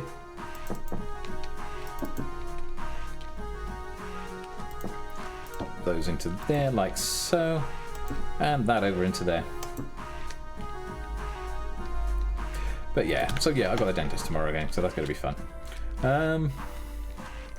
But yeah, other than that, I mean, life is not too bad at the moment. I can't complain too much, I suppose. Obviously COVID is what it is. Now, I don't know what it's like for your parts of the world at the moment, but I'm getting a little impatient with the vaccine at the moment. And I was explaining this to Tazzy the other day, saying about like how I was getting impatient with the whole vaccine and sort of getting wanting I want the vaccine now. My age group is now being vaccinated in Wales. They're getting the first vaccine, so they're going through my age group at the moment, and loads of my friends have it. Gonna pop off now to bring in some firewood. It's gonna be a cold day tomorrow for some reason. Gonna be 36 all day after 50s and 60s for 2 weeks. Have a good stream. Okay, no problems, Grizz. Thanks for swinging by. Massively appreciate it. Guys, don't forget to check out Grizz's content and stuff like that, especially if he starts kicking back in again with the Unorthoblocks stuff. Great to see him around there and everything else. But thanks for swinging by, Grizz. I massively appreciate it. But yeah, it's cool. Though you mentioned 36, 50s and 60s. Unfortunately, that's, I believe, is Fahrenheit, which I have no idea how Fahrenheit works. I have no idea how Fahrenheit works. I learned centigrade. But yeah, that's cool. That is very, very cool. But yeah, you go and grab the firewood. I'm guessing it's cold. So yeah, you go and grab that, what you need. Yeah, what was I talking about? I was talking about something. Oh yeah, about the vaccine. About like how my age group is going through the vaccine at the moment. And loads of my friends, including friends who are younger than me, in the same age group, but they're younger than me, have had the vaccine. And I'm like, give me the vaccine. I want the vaccine. So I'm a little bit like, I want my vaccine now. And I've seen all the sort of friends on Facebook and everything else in the local area sort of posting up like their appointments and stuff like that. And I'm just so desperate to get the vaccine myself. As long as I get the right one. Obviously we've got to get the right vaccine. Right, okay, take those bits out there, and then we'll pop that in there. I think that should do quite nicely for a cliff face. Let's have a look. Sort of peeking out, and then we've got a bit of a sort of a sand drift coming up around the corner there. Yeah, that works. I like that. Let's go somewhere to land where we can look at it from this side. I like that. I think it's too much of a straight line with the dirt at the top. That's the only thing I've got a concern with. I think we need a few bits of granite broken here and there, and a little bit of extra dirt built into that cliff face, actually. So, nearly there. Nearly there. We've got a couple of bits and pieces to do, but that should be quite nice on that cliff side. I literally just spent the whole stream just building this bit here. It's just terraforming just this one corner. But yeah, it's nice. It's nice to chat away. Alright, let's go and head on over. How's my wings looking? They're looking alright. That's good.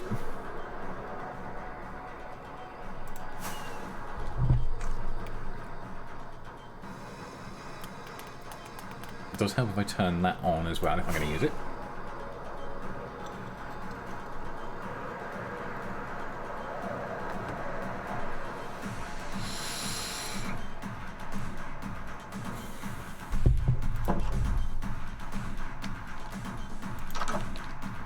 Okay, I'll go into here. I'll pop the andesite up there. We're going to pop the cobblestone over to here. What else? We got more cobblestone over there. That can go away. We need to go and put the sand away. We don't need all that sand either.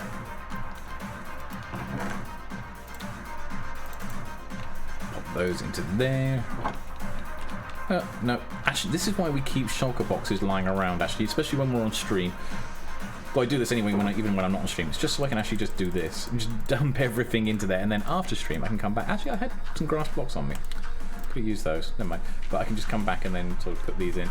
Right. Okay. Need that there. I need some dirt. Not a lot, just a couple of bits of dirt. And we do need quite a bit of granite. In fact, actually, we needed dirt because we could have got dirt from when we placed the granite in. I was going to plonk a couple of pieces down along the rest of that water's edge. Yeah, I do become that sort of bit of a designer, even just for like doing these sort of bits and things. It would be nice. I don't know if I'll get this all done before Sunday's video, because I've really got to sort of finish all my recording off basically today and maybe tomorrow afternoon. Though I might not do the voice recording tomorrow afternoon if I've just come back from the dentist. That's probably not a sensible idea. So I might have to do the voice recording on Sunday or something like that just before posting the video up. We shall see. Right, okay. We'll take those two bits out. Take that into there. Maybe a bit there. We'll put a granite block into there, and then we'll just probably that one there. There we go. And just hopefully that should just break up that line a little bit, because there was a bit of a line coming across there. Yeah, that's a little bit better.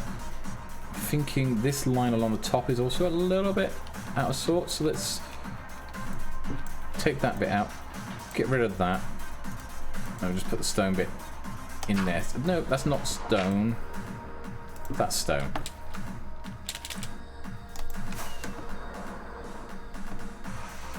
Yeah, that's better. Don't want to get. I'm trying not to be too much of a perfectionist when it comes to sort of building a cliff face. Right, okay, I need granite. Okay, cool. One in there. Well, I put some up in the top bit, so this probably could do with more. In fact, this definitely can do with more looking at it. Right, okay, so we want just a couple of bits of granite here, just to again break up this sort of area here a bit. And we've got gravel there. I'm not a keen fan having gravel around here. Travis, you got to go as well. Got to go and get dinner, going for kiddos. That's fair enough. Have a good stream. Thank you very much. Yep, I'm probably not going to be around for much longer. As I say, normally only going for about 2 hours normally for most of the time. But yeah, thanks for joining us. Massively appreciated. And again, everyone don't forget to check out Travis's stuff. He doesn't stream here on Twitch. He streams over on YouTube. But definitely go and check out his YouTube channel. He's got over there. He's got a lot of good content on there. Not just Minecraft, but a few other things as well. I know you do quite a few games. You know, stuff like Among Us and all that sort of stuff as well. Ark, all that sort of stuff that you sort of stream over there. So go and, well, not just stream, but also go and play. And he does loads of good videos as well. So go and check him out as well. It's absolutely awesome. But yeah, thanks for swinging by there, bud. Massively appreciated. Right, okay, let's pop that into there. No! No. Right, okay, pop that one out there. We need to go and sleep, actually. I need to find myself a clear space to sleep. Here will do. There we go. That'll do.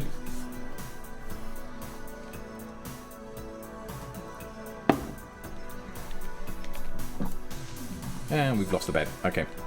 And then come around to here. That one into there. And come over to here. Oh, no. Don't fall in there.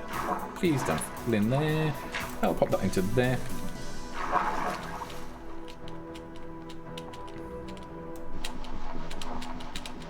Grab that one out. Perfect. No, not perfect. Wrong place. Grab that back. Okay, cool. Right. I think... Take off. Please take off. Where are you at? Thank you. I think that will do it for that bit of land. Yeah, definitely works for that bit of land. Right, but then we're going to need to do all around here as well.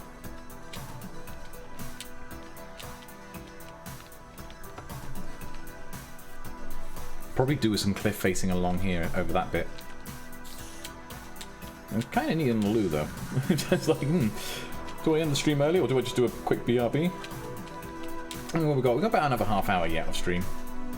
At least, maybe a little bit longer. Kind of want to do that shack idea. So what I'm going to do, I'll tell you what I'm going to do. I'm going to go back to my base. We're going to dump off what we got. I'm going to quickly build that pier shack, but I'm going to have a quick break. Don't go too far. I'm going to use the time just to go quickly nip to the toilet.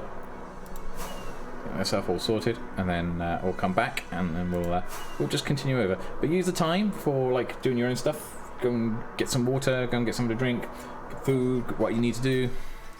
Stretch, don't forget to stretch, that's very important. As is drinking water. Unfortunately, my tap water here is not particularly great, so I've got to get myself a new filter. We'll talk about that a bit later. Right, okay, come into here. Dum-da-dum-da-dum-da-dum. Right, I am going to go and put us onto the BRB screen. I should be back in a second. Don't go too far.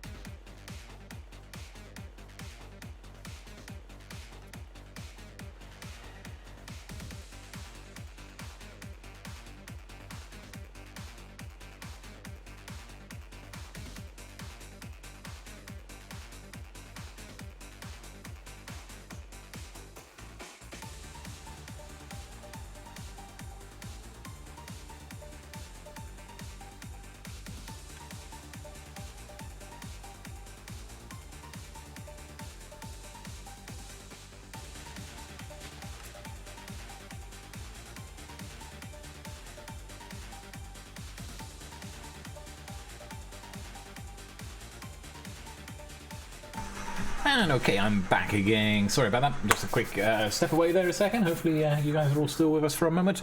Right, okay, let's have a think about what we're doing. Actually, that's the wrong keyboard. That's probably I've got two keyboards. Sometimes I sit down, I pick up the wrong keyboard. Right, okay, let's have a look. Quick munch. So what was I going to do? I was going to... what's in there? What's that stuff? All useful stuff. Okay, fair enough. I'll dump that into there then. Pop the last of the granite over here. Sorry, excuse me. That's what I get for drinking fizzy drinks. Shouldn't be drinking fizzy drinks, but never mind. Not too much in fizzy drinks, but that's okay. Right, okay, we need spruce. Right, I need some more spruce, so I'm going to fly over and grab some. Let's see, how's my elytra looking? Let's change my elytra out. Switch those over, and I could probably do with some... I don't know, I'm going to need to do with some better rockets, more rockets, I think. Let's get some... These are flight duration 2. Let's take some of those out. It's probably a good idea. Let's also top up our flight duration 1s. We were saying earlier in the stream about how we need to do this. Also, let's go pop these away because I'm not going to be doing much with those at the moment. I'm going to build that little pier shack thing. Head on over. Oh, actually, I wanted the flight duration 2s so they last a little bit longer.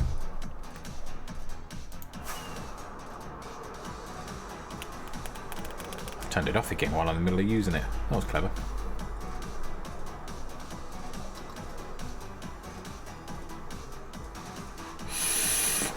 I just need a couple of stacks of spruce. So like I was doing with the oak there, where I've been farming it. I do have a farm for spruce, a very good farm for spruce. But yeah, I'm wanting to sort of, I've been sort of digging out the spruce from over here. Sort of, this is where I'm going to build the mystical forest. But I only want, so it's going to be made up of 2 different types of spruce tree. So it's these smaller spruce trees and the bigger spruce trees, the 2 wide spruce trees. But to get those, I need to clear space. And so what I've been doing is I've been taking out the smaller spruce trees, the ones which sort of don't... I like the idea in this mystical forest, I'm going to be using like these taller spruce singular ones. So these sort of shorter ones here, where sort of the well, not this one, but like this one, where the leaf branch level is a little bit lower. I'm just removing these type. And that's just creating a bit more space out here then. Like this one here, this can go. Now, not all the leaves are going to despawn, so I'm going to have to come around here at some point and just despawn all the leaves as well. Bring either the plough or the bunch of shears and sort of get rid of the ones that are stubborn, the leaves that are stubbornly still sticking around, which they will do because they're close to other trees, so some of these sort of lower level things will sort of remain for a bit. But yeah, once we got rid of those, we can then put the bigger trees on there. This will become then the mystical forest, which will be really, really cool. Actually, I fancy kind of experimenting a little bit with it. Might do that for this video, actually. We might do that later on after the stream. I might turn around and put in a little bit of a play around with the mystical forest and see if we can get it looking good. Pop this up into here. Okay, I might not have wanted to take that one out, but it's a bit too late now. I've taken it now. It's gone. It's gone. I need to be a little bit brutal from time to time. We're going to need space, as I say, for putting the mushrooms in and for putting the bigger trees in. So, and I need podzol on the ground. I'm going to need to turn the rest into dirt. It's going to be a bit of a project, actually, doing the mystical forest. So that's something that I probably might want to start working on in little bits, rather than doing it all in one big go, because that's sort of a bit too much. But then I have these, like, I like this. I got these little projects that I can do that are not really sort of having to really think about it too heavy. I can just come out and just do bits and pieces. I could be like watching The Office in the background, for example. Good show. Watching The Office in the background while I'm doing this. Pretty cool. Okay, we've hit the nighttime again. Let's go and grab some sleep. And yeah, I don't have to commit too much brain power to it. Ah, thank you very much for the follow there. Triju. Is that how you pronounce it? Oh, it's a raid actually rather than a follow, but thank you. Oh, thank you for the follow and the raid. Welcome guys, welcome raiders. I'm Draken, this is the DrakenWerks. We are on the Unorthoblocks server there. But your follows and the raid is massively appreciated. Follow there from Floor Jack Half as well. Have you guys just been playing Minecraft as well? What have you guys been up to while you've been over there? But appreciate the raid, greatly appreciated. Right, let's go and pop back over here. I think I got enough for what I plan to do. We'll just fly around here a second. Yeah, been doing some Minecraft. So what sort of things have you been doing over there at the moment? We are over here. Are you on a SMP server, or was it just on Minecraft indeed? Yeah? Awesome. So it's a multiplayer server as well that you guys have been playing on? I'm just flying over here. This is the SMP that I'm a part of. This is my base. Just my base. I've been working here for about 10 months in survival. I've just started a hardcore world. No, I've not done hardcore yet. I really need to get around to having a go at that. I fancy doing a hardcore series at some point. That is, yeah, quite something in itself. Thank you. No, I appreciate that. This is, it's all built in survival. I started this in June last year, and I thought I would quickly, as you guys have jumped in here, you've probably not seen it before. We'll have a quick base tour, quick fly over the top here.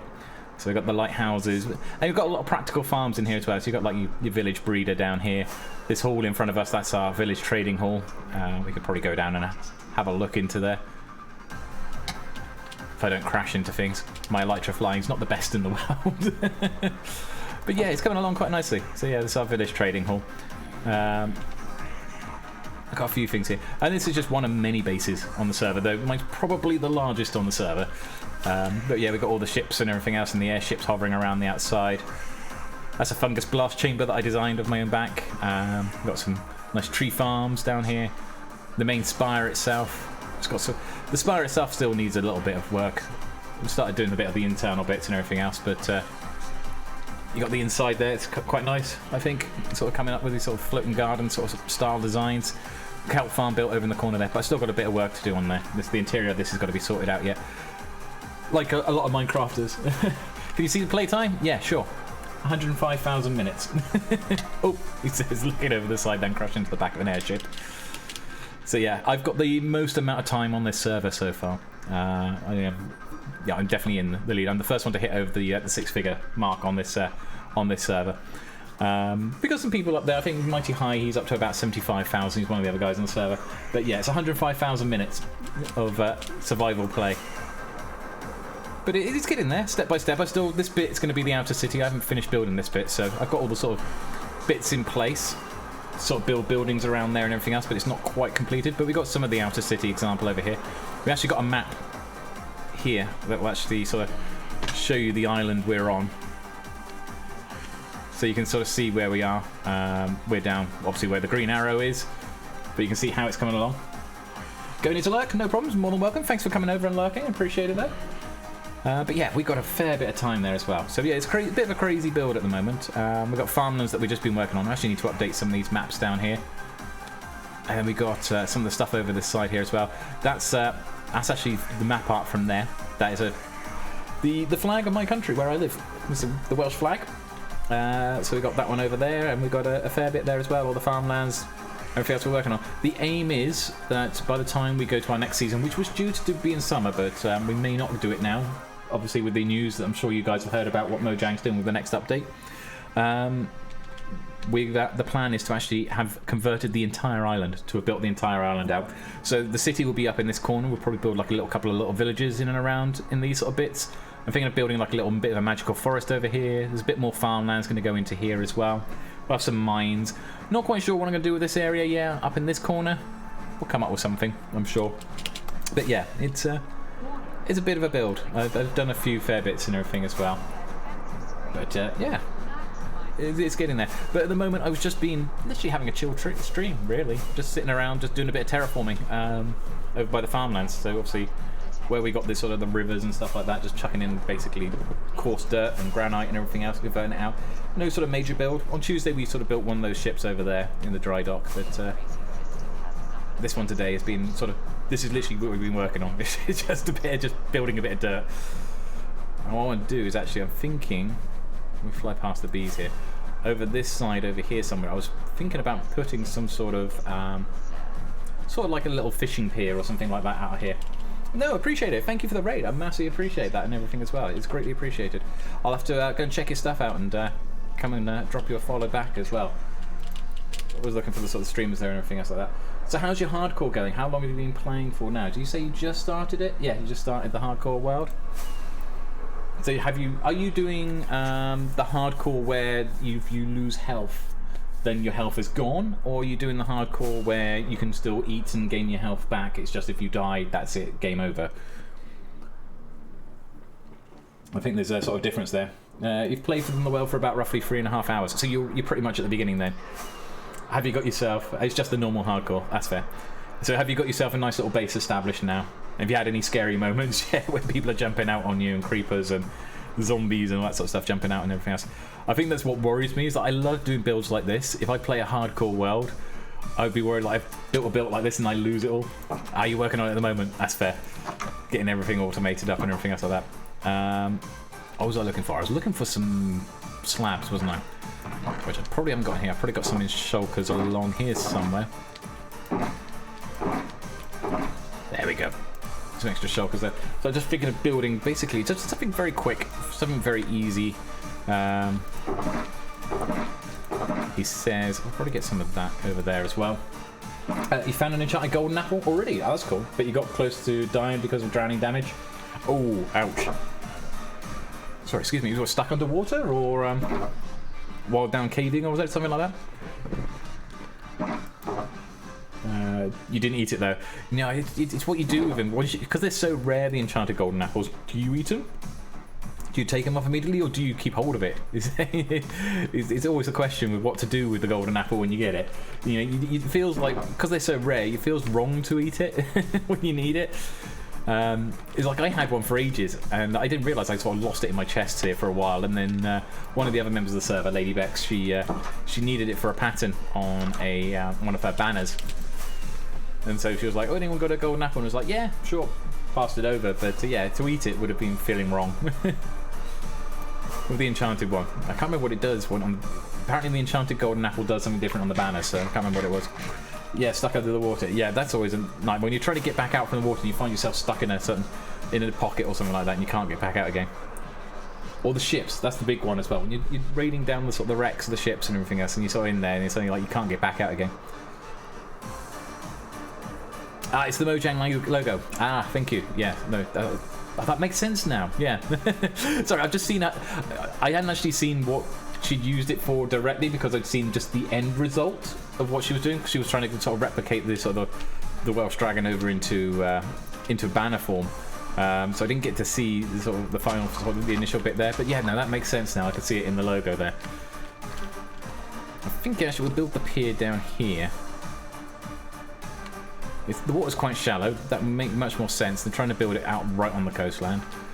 That said, yeah, I mean, I think I'll do that, because later on I probably might want to build like a sailing ship with its sails fully blown out there somewhere. So we'll probably build it here, and maybe we'll just build.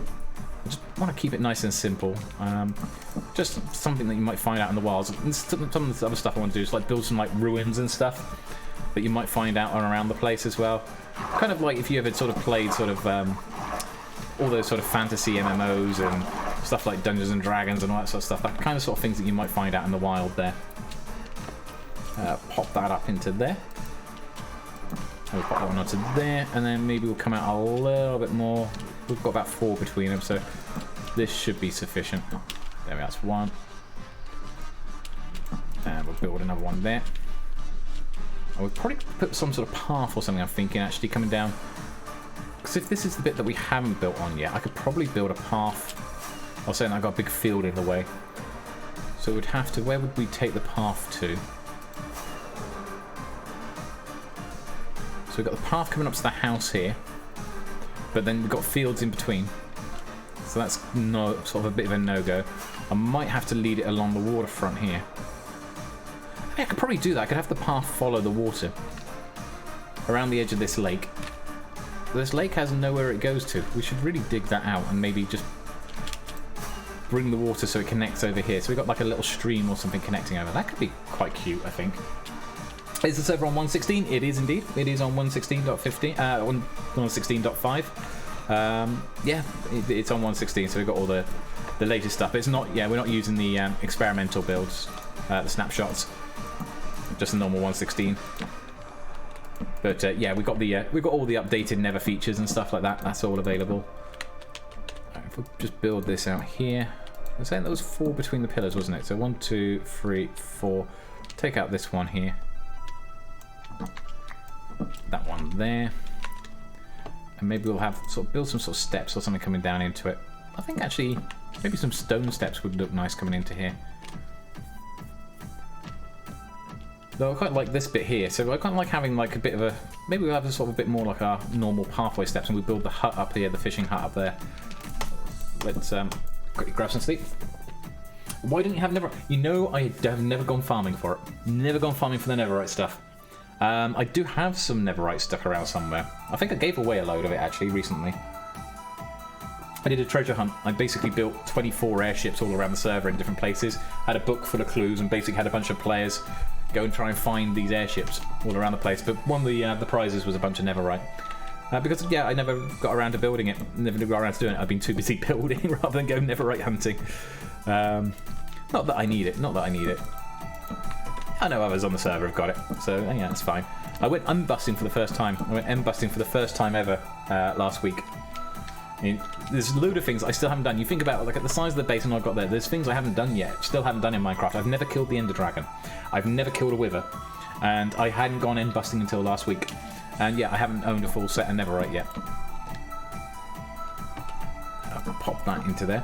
So there are things that I can still accomplish. I'm still yet to accomplish, which is nice. I'm in no rush to do it. I've been playing Minecraft for a long time.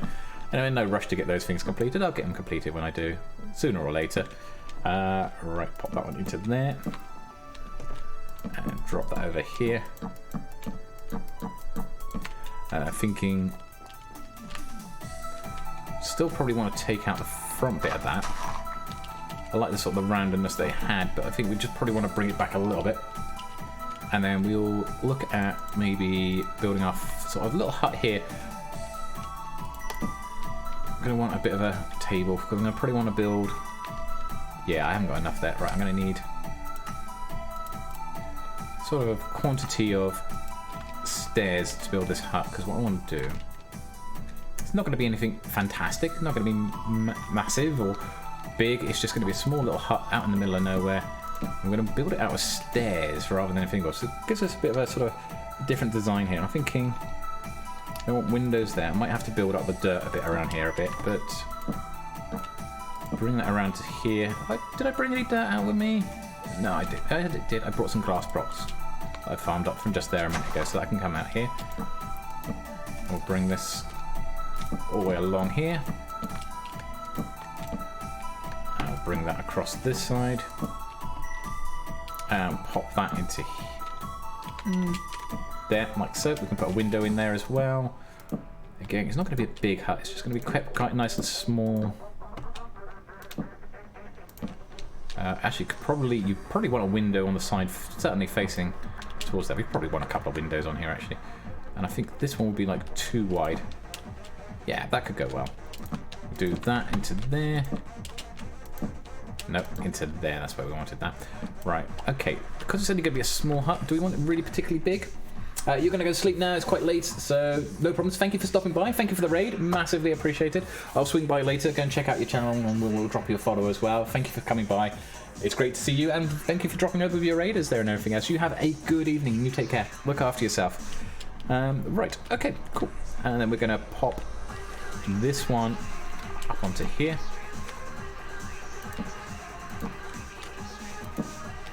And yeah, good luck with your hardcore weld as well. Good luck with your hardcore weld. Right, we're going to drop this into there. And we're just going to swing this around to here. I was thinking about whether we wanted it 3 high or 2 high. I think 3 high. I think 2 high was just a little too short.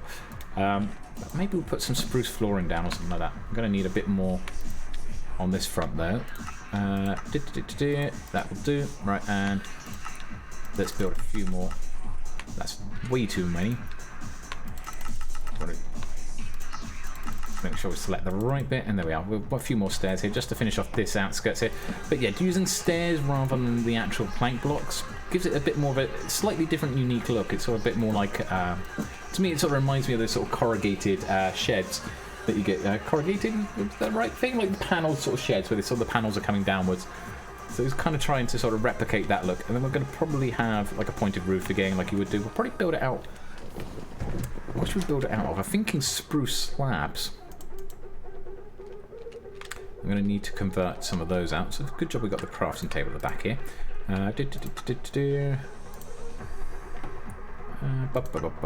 This one. There we go. So I'm thinking... Let's start down the other end here. Probably the best bet. Actually, maybe... There.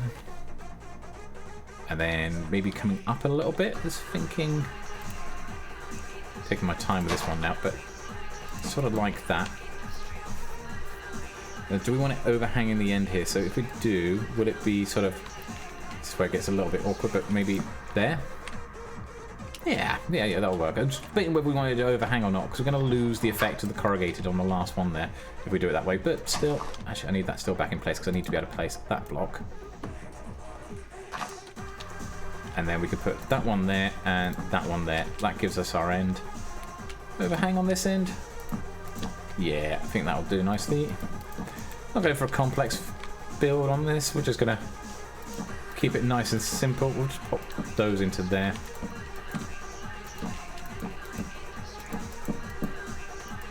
That into there. That was a good hit there as well. Cool.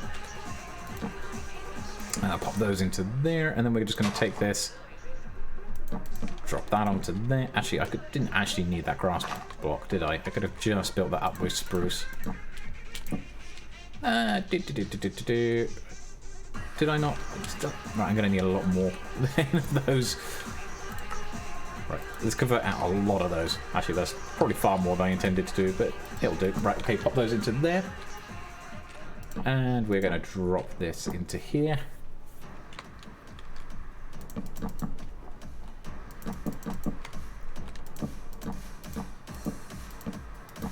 I haven't brought out with me cobblestone for the pathing, so we'll have to... We could probably do the pathing just out of path blocks, grass path blocks, but actually saying that, I'm going to have to go back anyway to go and get windows and a door. And I'm thinking maybe this would also do with... Have I got any stone blocks on me? No, I haven't. I'm going to need to get some stone blocks. I'm going to probably build like a little chimney coming outside here. There's a little wooden shack out in the middle of nowhere. Let's go and find our lights. Pop those in there just to light it up a little bit. And then the door's going to be sunk back a bit, so I'm going to probably do that here. Take that bit out there. We're going to take this bit out here as well. And we're going to pop that there. Right, okay, cool. And then we're going to put spruce floor in, I think. I'm not going to do the interior today. Probably do the interior another time soon. Right, pop that into there, that into there. And take that one out. Awesome. Okay, and we'll put a door in there. I'll put some glass in there as well. Also drop that into here. We'll just sort of lever it out a little bit. Nice, nice, nice. Pop that there. And over into that corner. Bring this up a little bit here, because I think that sort of looks a little bit better when it's like that. Let's use up all our grass blocks anyway. But I might need to sort of pull it out a little bit on this side. We'll think about how we're going to build the pathway down. Right, I need door, glass, stone blocks. Let's get my notepad out a second, because I'll never remember this by the time I get back there. So I need a door, I need some glass, I need some stone bricks, I'm going to need spruce trapdoors, I'm going to need a campfire, we are going to need some cobblestone, which I was typing up and calling it bobblestone for some reason in my notepad there. There we are, that's cool. Right, let's head on over. Actually, I want to just double check how this path was done. Oh, I did use stone bricks on this as well. And I used andesite, so we need some andesite. And try not to kill myself on the way over as well. So we'll pick up some andesite as well while we're over there. As we fly through the snowstorm. Right, where's my mouse gone? That's the problem. I've got really big monitors with a really high resolution. So my monitors are running in 4K. And yeah, you can lose the mouse so easily on the screen in 4K. So easy. Right, okay. Just made a note of the andesite over there.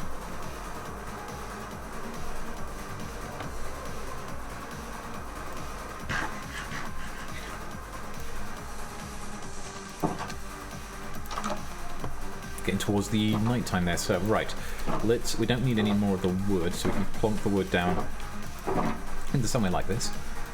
Unless this has got spruce trapdoors in here, in which case we'll probably want the spruce trapdoors. It does have the spruce trapdoors. We want that. Okay, pop those into there. Awesome. We'll take the dirt with us just in case we need it anymore. Pop that into there. Like so, just dumping off. We'll have to sit there and work it through properly at some point. Right, do I have any campfires left lying around? I do. I do have one campfire. Cool. And we are going to need some stone bricks. Thank you. We are going to probably need some stone slabs as well. We're going to probably want some andesite slabs. Preferably the andesite slabs rather than andesite blocks, but we'll take some andesite blocks with us in case we need to cut them in half. We've got loads of polished in there, so it was something for us to bear in mind in the future. Right, cobblestone. I have 47 slabs left here. Anywhere else? No, so we'll convert those over. Not on the loom, we want to do it on the crafting table, but there we are.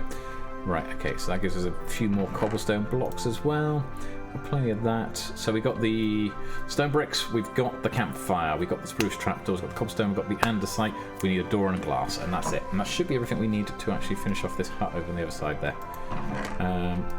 He says, if he can find it. Actually, I fancy doing some armor stone work. We'll come back and do that. I got an idea. I've got an idea.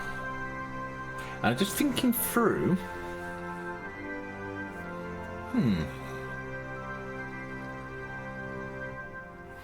If I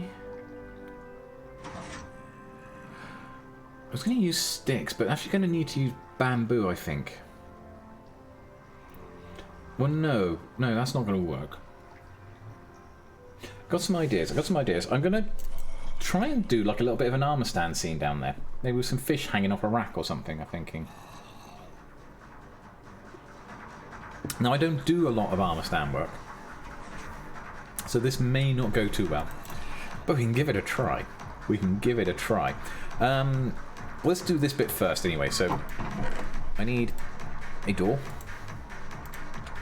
And I need some glass. Which I got some around here. There we are. That should be more than sufficient to finish this off. How are we doing on stream time? Oh, we've just gone over the 2-hour mark. That's good. Actually, could get some sleep in here.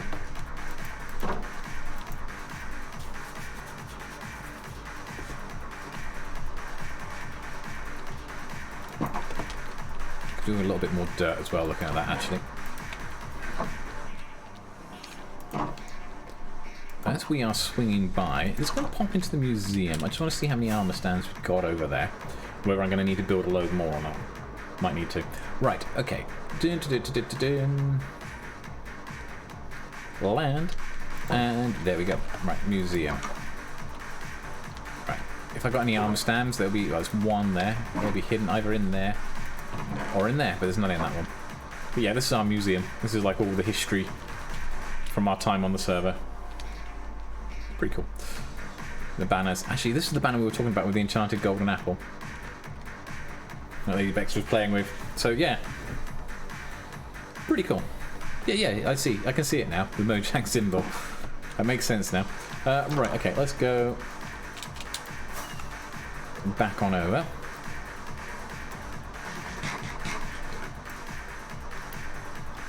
I've still got the other rockets on me. I do. Let's pump it out. Fly on over.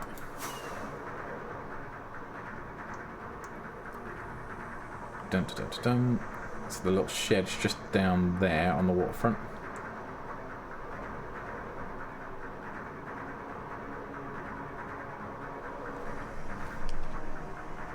Oh, you're kidding me. And I put all the spruce planks away and I've just noticed there's a big gap at the back here. How did I miss that? That's silly. Silly of me. Right, okay. But I want to take this one out anyway, so we'll get one back. And the reason we're taking this one out is going to put stone here instead. So we're going to put stone blocks coming down like so. Actually, I meant to... Oh, I can do it off here anyway. Let's take these bits out here as well. Oh, mighty beard's off.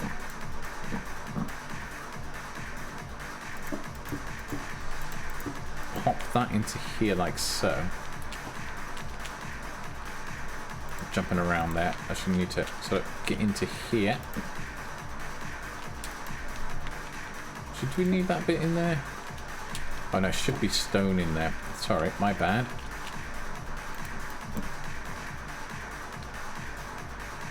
And actually this one needs to be taken out here as well, because we need to change its orientation. If we put it in that way, that changes its orientation.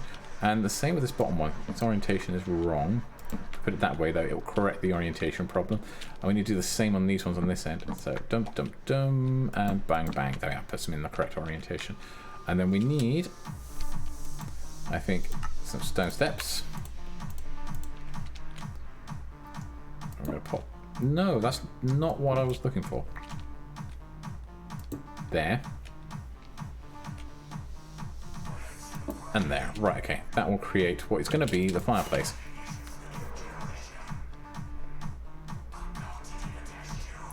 Land up here somewhere. Right, okay, cool. So I can't be bothered to fly all the way back to the base to get more spruce. What I'll do is I'll probably go and nick it from a tree nearby. Probably going to be our best bet. Okay, let's have a look. Don't want this one to come up too high, but maybe to about there. We'll do the trick quite nicely, and then we can pop a bit of dirt on the top here. Where's those spruce trapdoors that we picked up? There they are. And how are we going to do our chimney? Bump, bump, bump. Take that one out. One fireplace. Put the fireplace in the middle. Close the trapdoors around it. And now we have a nice chimney. Puffing away, putting the smoke out into there. Keeping things nice and warm. Okay, so that's the chimney. We're going to need a door. Again, we'll do the zombie-proof technique, so we're going to pop that in that way around.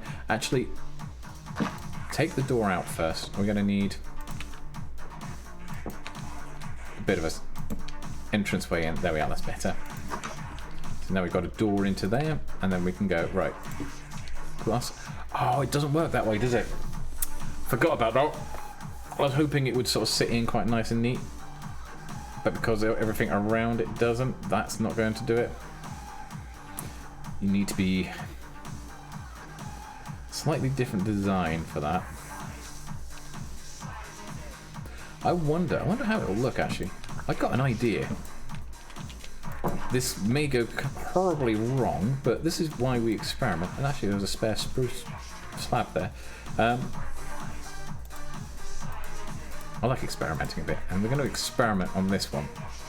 So we're going to turn around and make these window frames a little different, though that's the wrong way. But it does cause it to connect up as a texture, as a block. So if we put that way around, that way around, it would almost look cool if it was connecting up in the other way it would connect. It's not doing what I want it to do. Right, okay. I could do with some more oak. I got some ideas. We'll have to do. And that was supposed to be a window. Take that out. We're going to make that a block. We're going to take that one out. We're going to make it a block.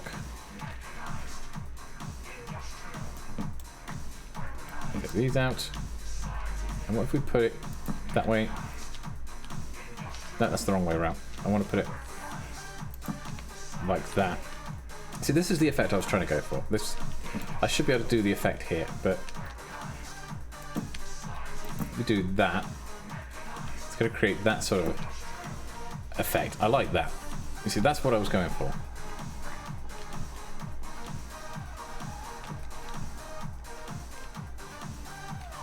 Didn't quite achieve it on all of them though. That's the only problem.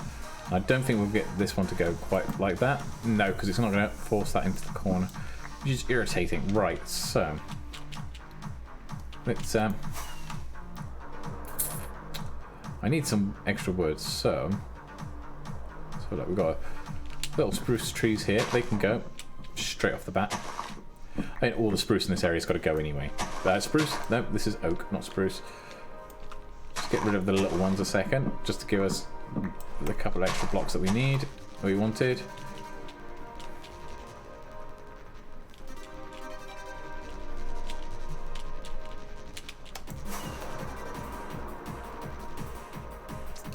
And then we're going to take out this spruce tree here. We just need the one tree. And head on down. Oh, starting to feel a little tired. Seem to get to that way on a Thursday. We can get to the end of the stream. I like doing the later streams, but I find as I'm getting towards the end of the stream, I'm starting to get a little bit tired.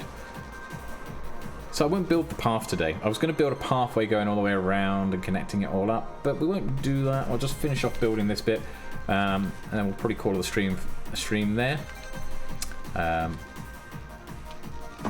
Just because I'm starting to get a little bit tired. We've gone over the 2 hour mark. As I say, it's normally the streams will be 2 to 3 hours anyway.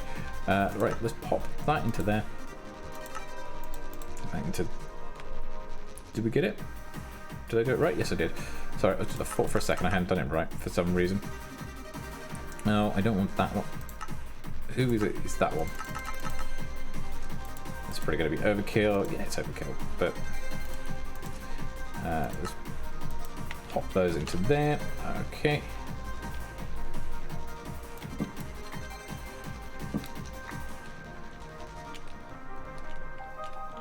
Okay, we've got that also starting to play up a bit. So actually I'm thinking maybe we'll just... Come on. I got some... I know what I'm going to do. Right. I'm going to tear this all down. No, I'm not going to tear it all down. Sorry. I'm not going to tear it all down. I want to take out these 2 layers because I've got a better idea to make it look like how I want it to look, but also sort of preserve the sort of the windows and stuff as well at the same time. And that's going to mean taking out both these layers. That one there and that one there. Have we got it all? Yes, we have. Right. Okay. So we are going to need stairs, but instead of putting them the way we had them, we're going to put them this way around.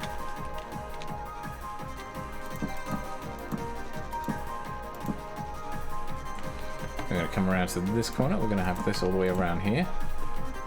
And then like this on this side as well. This is where we've got to put those spruce slabs in properly. And this means this isn't the wrong way around. This is the wrong way around. So we'll change those like so. And we'll do the same on the other side.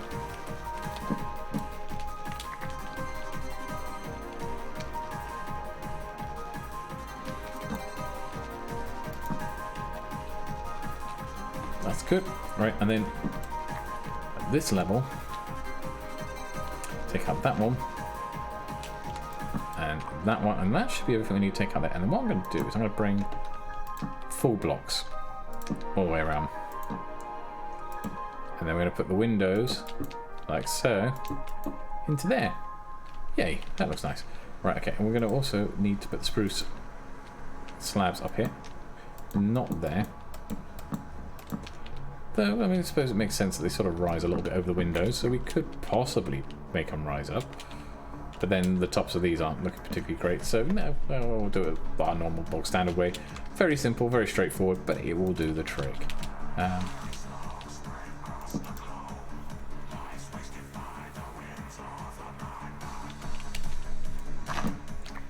Grab that, pop over to here.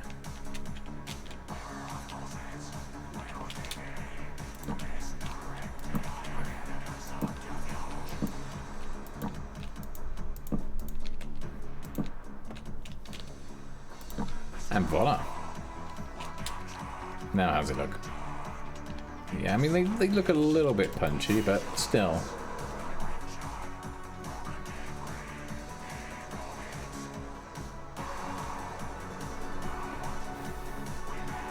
Yeah, that'll work.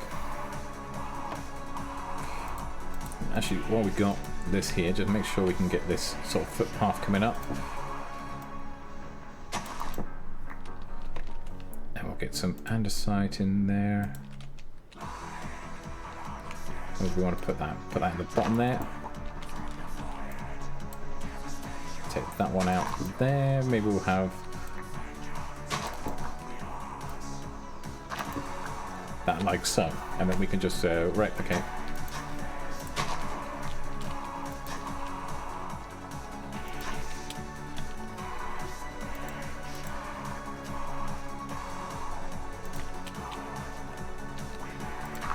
That into there. We got a little bit of a path then, just leading from the shack down onto the fishing pier. Just put maybe a little fishing boat off the edge there, an actual rowing boat. I think I would like the rowing boat to be... Oh, we haven't got it there. I guess we have. Spruce boat.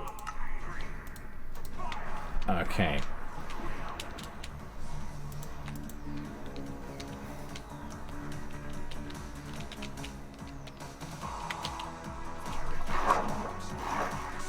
And there we go, that's that bit sorted.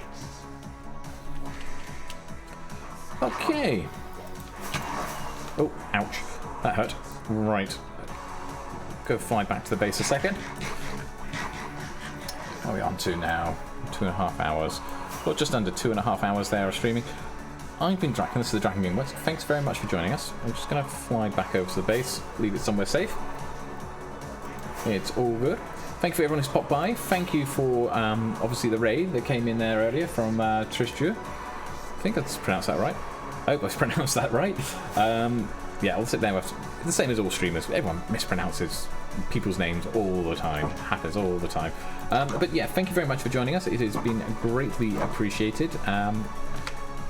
We will be releasing a new episode on Sunday, which will be pretty cool. I'll have that one out there, so it'll include some of the stuff that we've done here. We'll go into a bit more detail about what's happening with things like Mojang and everything else as well. Let's go to we have an outro screen. We have an outro screen. We should use it. I don't use it far enough. I should really put like credits or something scrolling up in the middle. I think that's what we should be doing at some point. I've seen some people have been doing that sort of thing. It's quite nice. It's quite cool. But you guys have all been absolutely wonderful. We've had several follows today. Let's have a look. We've had follows from Tubster Chomchom. We've had follow from Grizzler, Driju, and Florjakef. I probably really murdered several of those names there and everything else like that as we're going through there. But thank you very much, everyone, for joining us. I'm going to sign off there for the night. You guys all have a wonderful, wonderful evening, whatever you're planning on doing. Bye.